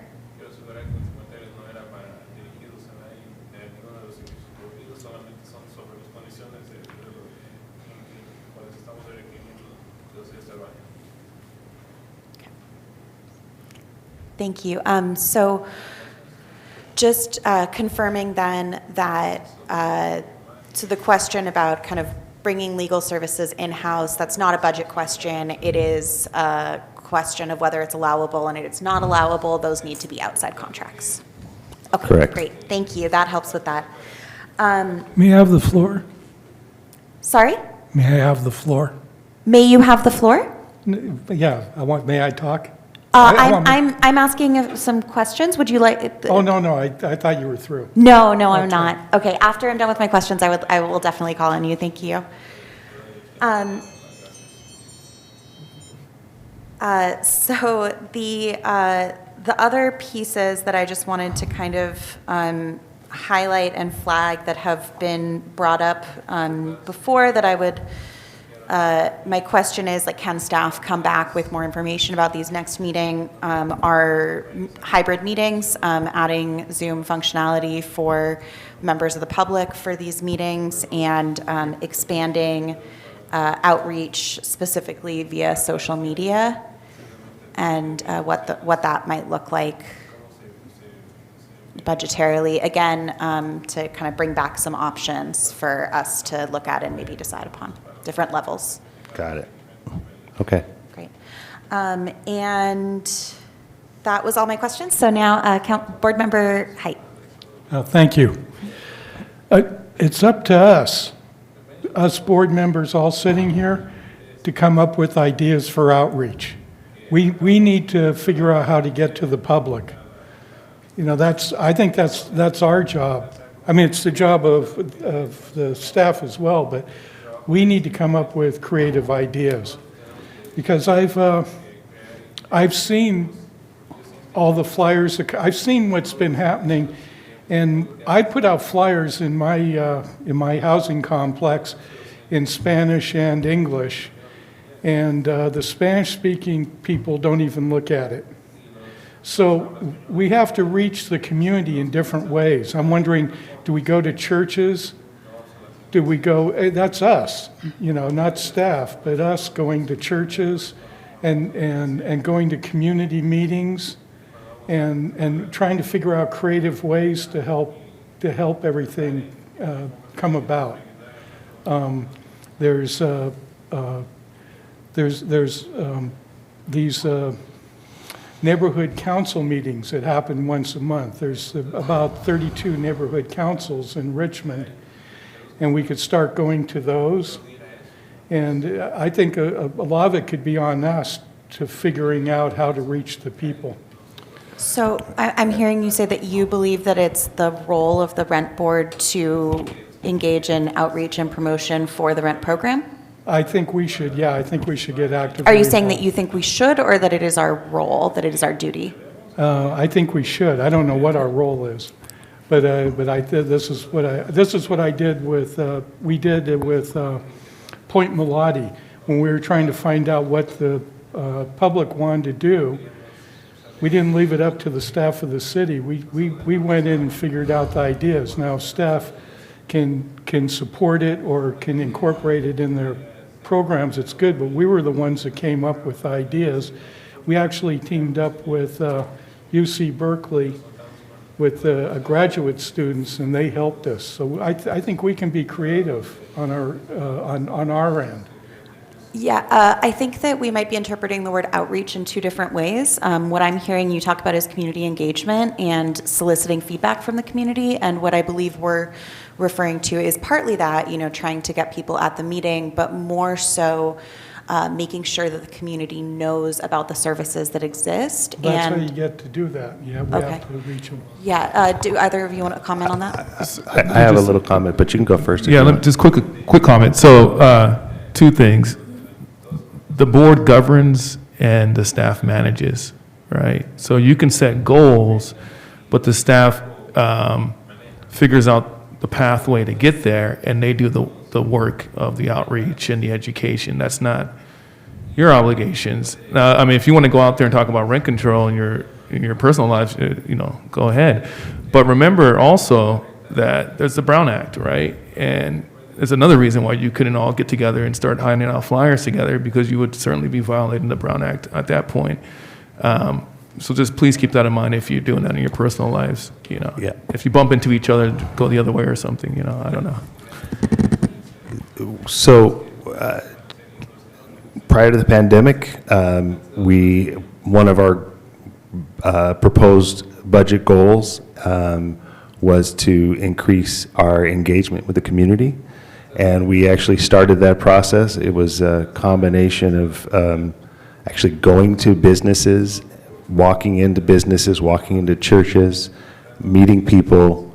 I actually got my hair cut at the one barber shop and handed out my cards to people, and ended up getting calls months later from the owner and from folks in the community. So that's our job, and that's something that was put on hold because of the pandemic. We intend to reignite that, or restart that process. I also want the board to know that I regularly attend neighborhood council meetings, and in fact, I'm going to one for Council Member Bana on June 7th, I think, at their district's neighborhood council meeting. And I've since the inception of the program, I've gone to all of the councils, and I've done a lot of, our staff have also done a lot of community outreach. Obviously, the pandemic really slowed that whole process down, but we're starting to restart that process again. What I would recommend for the board is that tonight or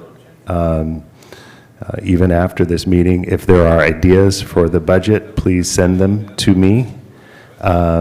We can include those as, or perhaps not. Yeah, I'm sorry. Sorry. Just one Yeah. amendment to what you said. So we can't act on an individual board member, on behalf of an individual board member, and you can understand why. We act on the entire board. So if you actually have a direction or an idea, now's the time to give it. Okay.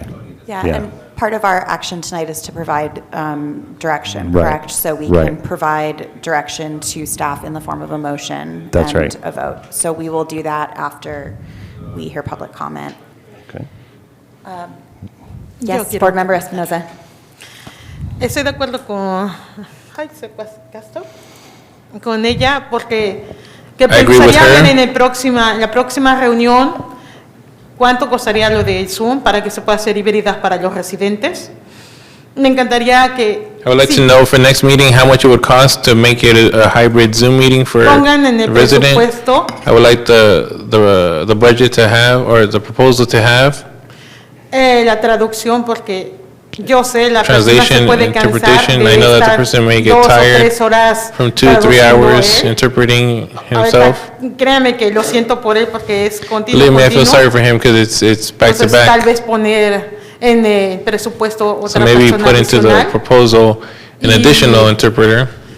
y tal vez poner también en la publicidad que en sus Maybe put reuniones into van a the tener ya proposal traducción. That these, and Porque put la in the gente no viene a esas advertising mis that reuniones these, porque that these ninguna se meetings will ofrece have traducción. interpretation services. The community doesn't come to these meetings because none of them know that, and none of these meetings had interpretation services until now. Yo voluntario en varias organizaciones y mucha gente no sabe ni tan siquiera mandar un email y no van a poder mandar un email a quien tenga que ser de personal para decirle, oye, necesito traducción para la próxima reunión. Pero si ustedes de una vez están poniendo que van a ofrecer traducción, tal vez atraigamos más a la comunidad, al menos hispana. I've volunteered in many communities and many groups, and I've seen that many of them don't even know how to work a simple email. So if they can't work a simple email, how can we expect them to seek out interpretation and translation services and tell the community, hey, we have things in your language so you can hear and you can participate and you can be a part of this. So that is what I'm proposing, that we Como include that. darle la bienvenida a otro grupo de personas. So we can welcome another group of people into our meetings, the So- Spanish-speaking group. So I would just, remind the board, please don't forget what you're saying. You might want to write that down, because that all needs to be in a motion in order for us to act on it. nosotros actuemos en él. Absolutely, thank you. Any further questions from the board at this time? ¿Alguna otra pregunta del comité en este tiempo? Seeing no further questions, Madam Clerk, please call the public speakers. Sure, one more thing. We actually, even though we started late, we're approaching the 3-hour mark by 8:30, right? 8:38, I believe. 8:38, yeah. So I don't know So I if you think want we to still wait. have wanna wait a 34 little bit? minutes. Yeah. Can we wait to Yeah, we extend can the wait. meeting I'm just- until? I'm just closer bringing it to time? your Yeah, attention that we absolutely. are Let's getting see- closer. Let's see if we can do it at 34. Okay, let's see if we can do it. Okay, no problem. Okay, so tonight, like I mentioned earlier, we had one speaker, but we did have a chair-approved speaker, which is our interpreter. So tonight, the public speaker is Larissa Casillas. Did I say it right? You have, 2 minutes to address the board, right? Or Unless 4. she needs interpretation, I don't know. Do you require interpretation, ma'am? So you have 2 minutes to address the board.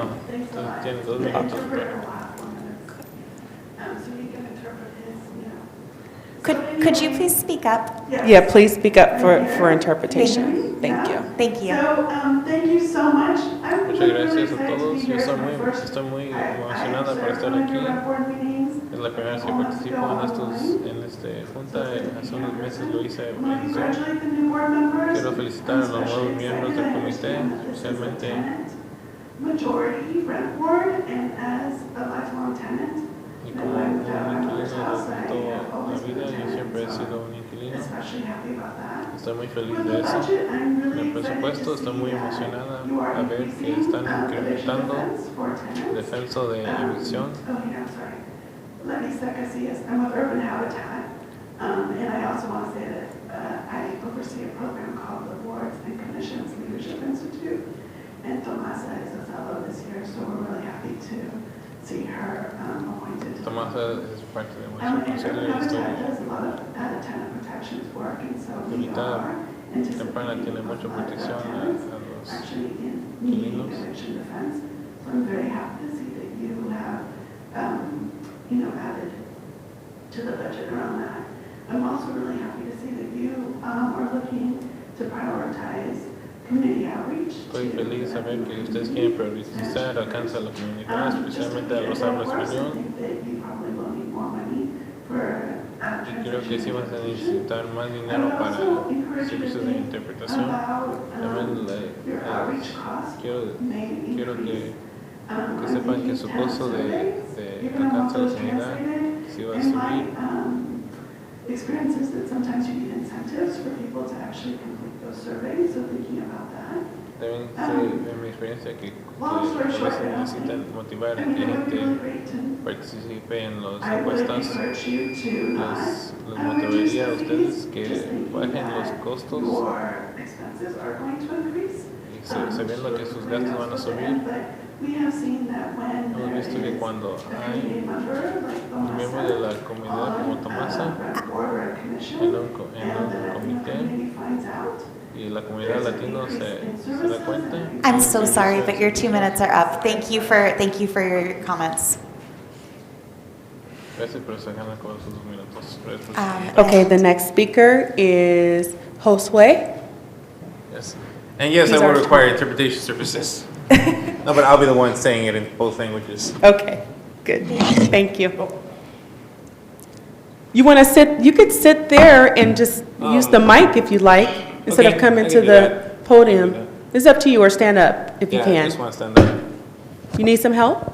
No, Okay. as long as this is on? Yes. Okay, I'll do Yes, both I can hear you languages. now. Yes, thank you. Hello, everyone. My name is Josue Mejia.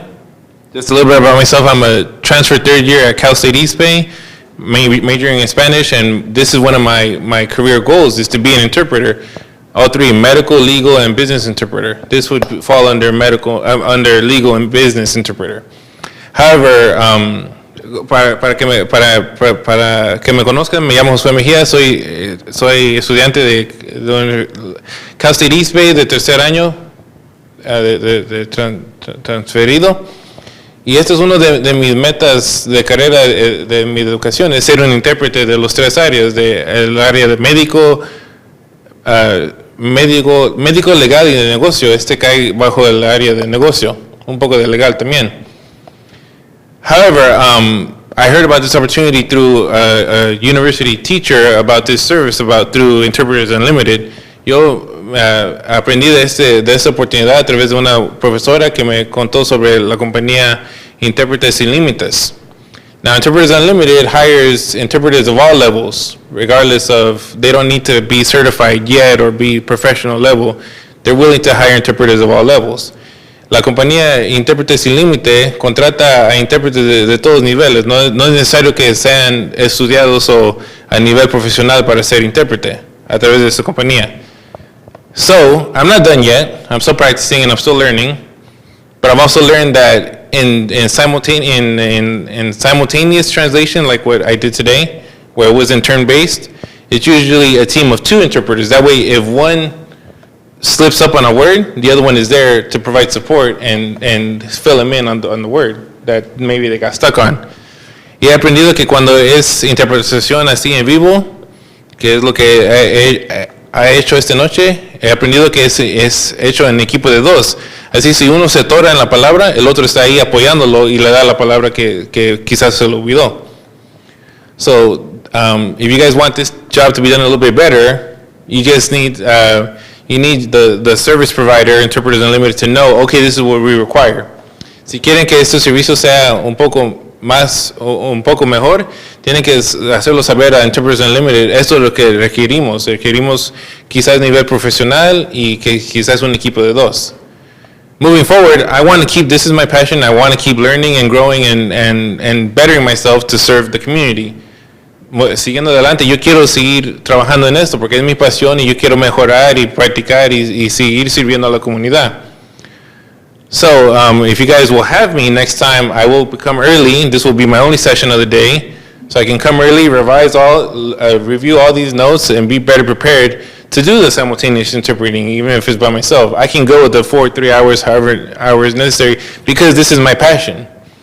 Para la próxima vez, si me permiten regresar y seguir trabajando en eso, llegaré temprano y va a ser mi único trabajo del día. Así voy a llegar temprano, voy a revisar todas las notas, voy a tomar mis apuntes.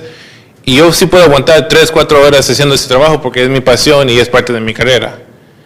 So that's all I want to let you know, that there is, like you guys have said, a methodology and a way that these services are done at a professional level, like for Congress or for the government. They have these things done on a whole nother level that I'm not there yet. Eso es lo que quiero informarles, que si hay una metodología, hay una forma que estos servicios se proveen de una forma profesional, como en el Estado federal o en los edificios del gobierno. Es un nivel aún más profesional, más arriba que yo todavía no he llegado a, pero es mi meta. So that's just a little bit about what I wanted to share because you guys were asking about these questions and I know about these things. Eso es un poco de lo que quería compartir con ustedes y les quería informar de esos procesos para que ustedes lo sepan porque yo conozco de eso. I think that's it for right now. Thank you for that. Creo que eso es todo. Muchas gracias por la oportunidad. Thank you to our public speakers. That's the last speaker. Thank you. Before we hear motions, are there any final questions for staff from the board? Okay, does anyone have a motion? Perhaps Board Member Dawkins? You know, I want to take a point of personal privilege. I'm so sorry. I didn't memorize the Rosenberg rules, and I didn't bring mine with them. But what I want to say in a point of personal privilege, I think that's where you can say how you feel. I just want to say when I made my comment about wanting to make a motion, I felt diminished and disrespected by the way in which you responded to me. And I think if you're going to deny me a chance to make a motion, that's fine. But I think you can do it in a way that I don't feel like a 6-year-old at the adults' table and not being invited. I think there's a better way that could have been handled. I have a lot of respect for you. I hope you have the same amount of respect for me. Absolutely. Thank you so much for sharing that, and I apologize for the way that I reacted. I think I was surprised and did not react in the way that I would have liked to, and I will do it differently if it happens again. I apologize. I appreciate that. Thank you. The motion I was going to make then was that perhaps the interpreter could move forward and sit at one of the chairs. For me, he's behind a pole. Oh, yes. So it's difficult for me to hear him. I see she has a device, I guess, that can get his comments to her. But I also have a handicap that I'm working on to improve. But have him sit behind the pole, much further away when there are empty chairs there, that he could sit here. That was the point I was going to make in my motion. I understand. I am so sorry for misunderstanding. I thought that you were trying to cut off Board Member Espinoza's line of questioning to make a motion I would never do that. And I am so sorry for misunderstanding. That was not okay of me, and I should have asked a question instead of just responding. Yeah, that was my point, to bring him closer. Yes. But since I now do have a chance to make a motion, I make a motion that we receive a draft fiscal year 2023-24 rent program and corresponding rental housing fee study. And my motion includes adoption of the fiscal year 2023 budget and approval of the fee study consistent with the sections 11.100.060 paren N paren. Okay, so your motion is to receive the report and consider adoption. I think I'm unclear on what that means. I'm not understanding the legal language. Yeah, Would you be Chair. able to understand?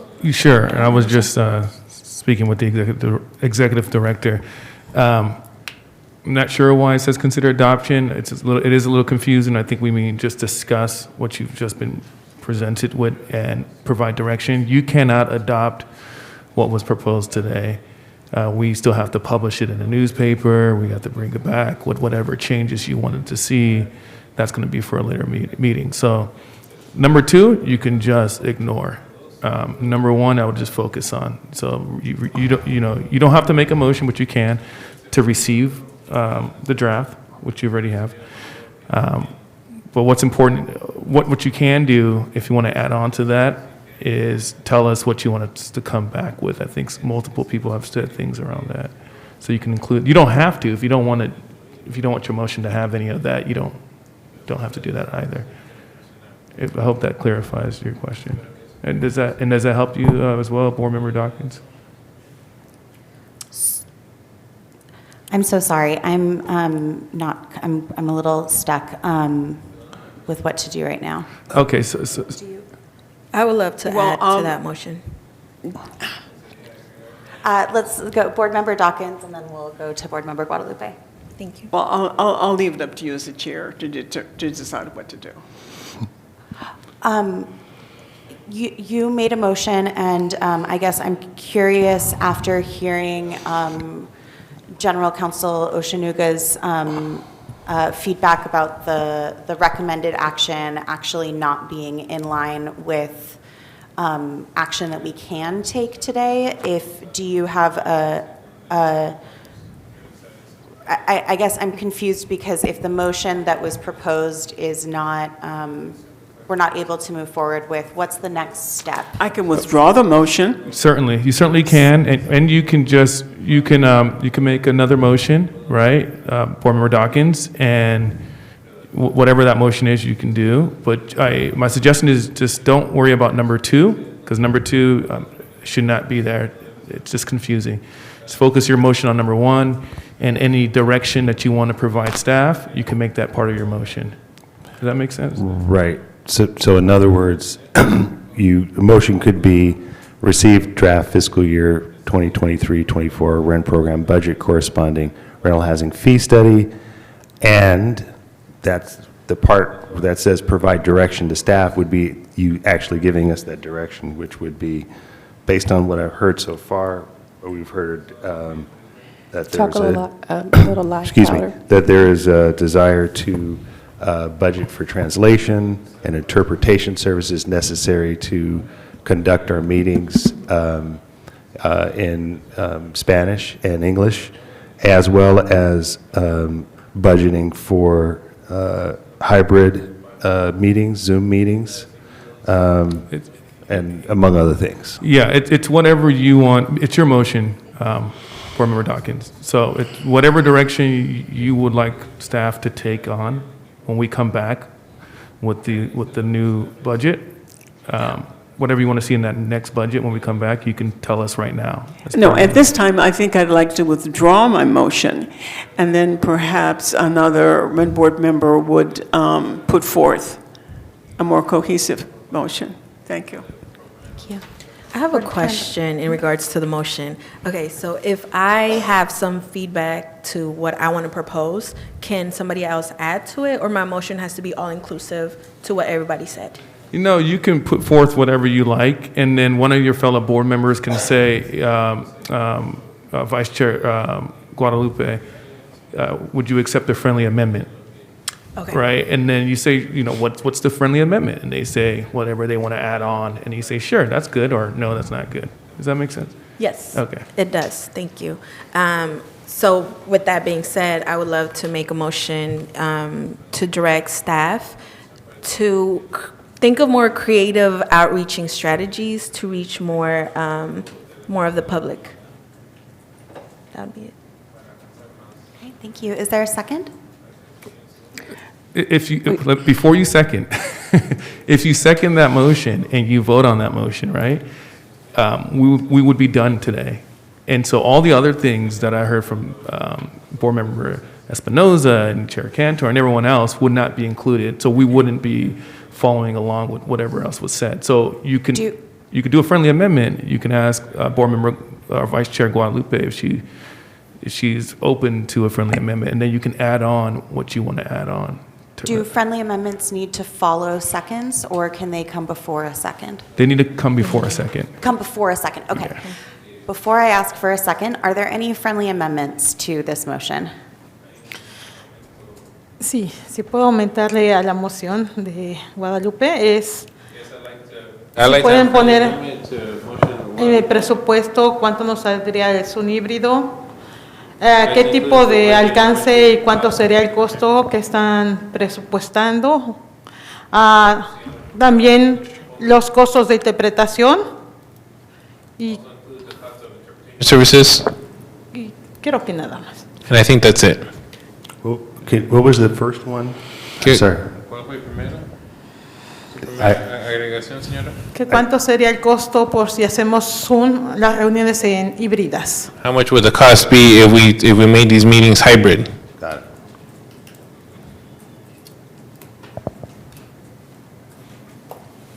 Board Member Guadalupe, do you accept that friendly amendment? I do. Miembro Guadalupe acepta ese aumento Are there any amigable? additional friendly Sí. amendments Hay to otros, the motion? hay otros aumentos amigables. Okay, do we have a second?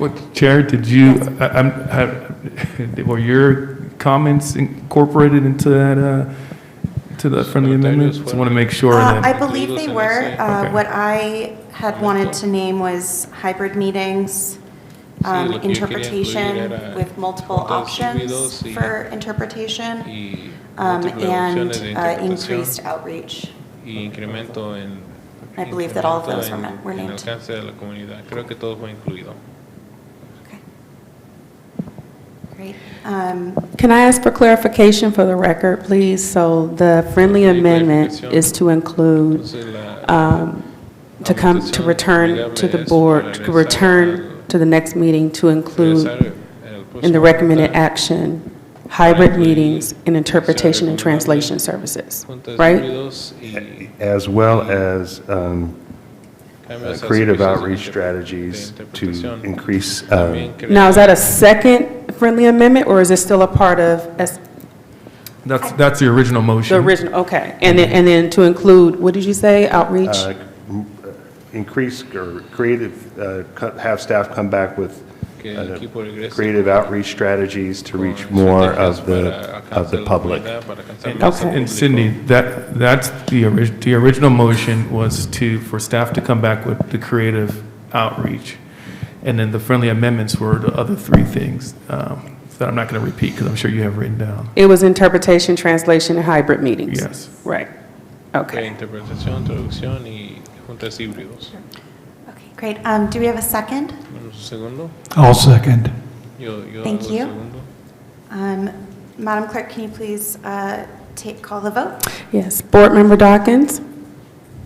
Miembro Dawkins. Yes. Sí. Board Member Espinoza? Miembro Espinosa. Yes. Yes. Board Member Height? Miembro Yes. Sí. Vice Chair Guadalupe? Yes. Chair Cantor? Lupe, Yes. sí. Motion Cantor, passes sí. unanimous. Moción pasado unánimemente. Okay, let's see if we can make this 3-hour mark. The next item on the agenda is reports of officers. En el límite de 3 horas. No reports of officers. Again, I want to welcome all of the board members to the Rent Board now that we're a complete board. One thing that I would like the board to consider for the future is instituting a practice of issuing a resolution or some statement by the board for past board member service. We've had many board members who have served over the years, and I think it would be a great thing for this board to ask staff to come back with resolutions honoring the service of previous board members. And we just haven't, we've been so busy as an agency over the last 4 or 5 years that, you know, thanking folks for their service was one of the things that we never got to. But I think that would be something to consider for the future. Okay, and I have a scheduling announcement, I suppose. Welcome, Board Member Espinoza. As your fellow board members know, I give a training to all new board members. They'll tell you that it's long and boring, but important. So I think staff will reach out to you in the next few days to get your schedule, and we'll do multiple trainings because it is very long, and I don't want to take too much of your personal time away from you.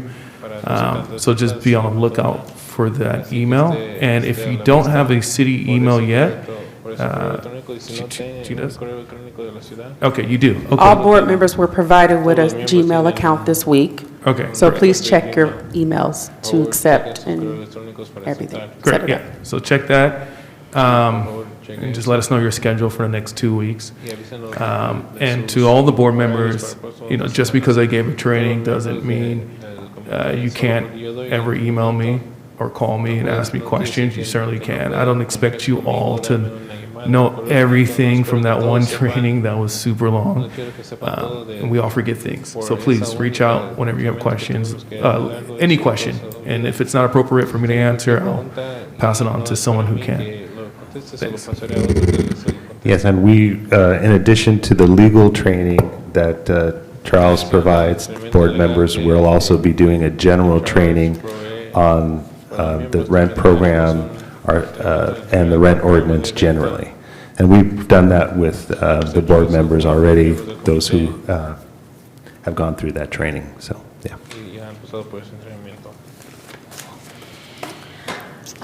Meeting adjourned at 8:28 p.m. Thank you, everyone. Thank you. Thank you.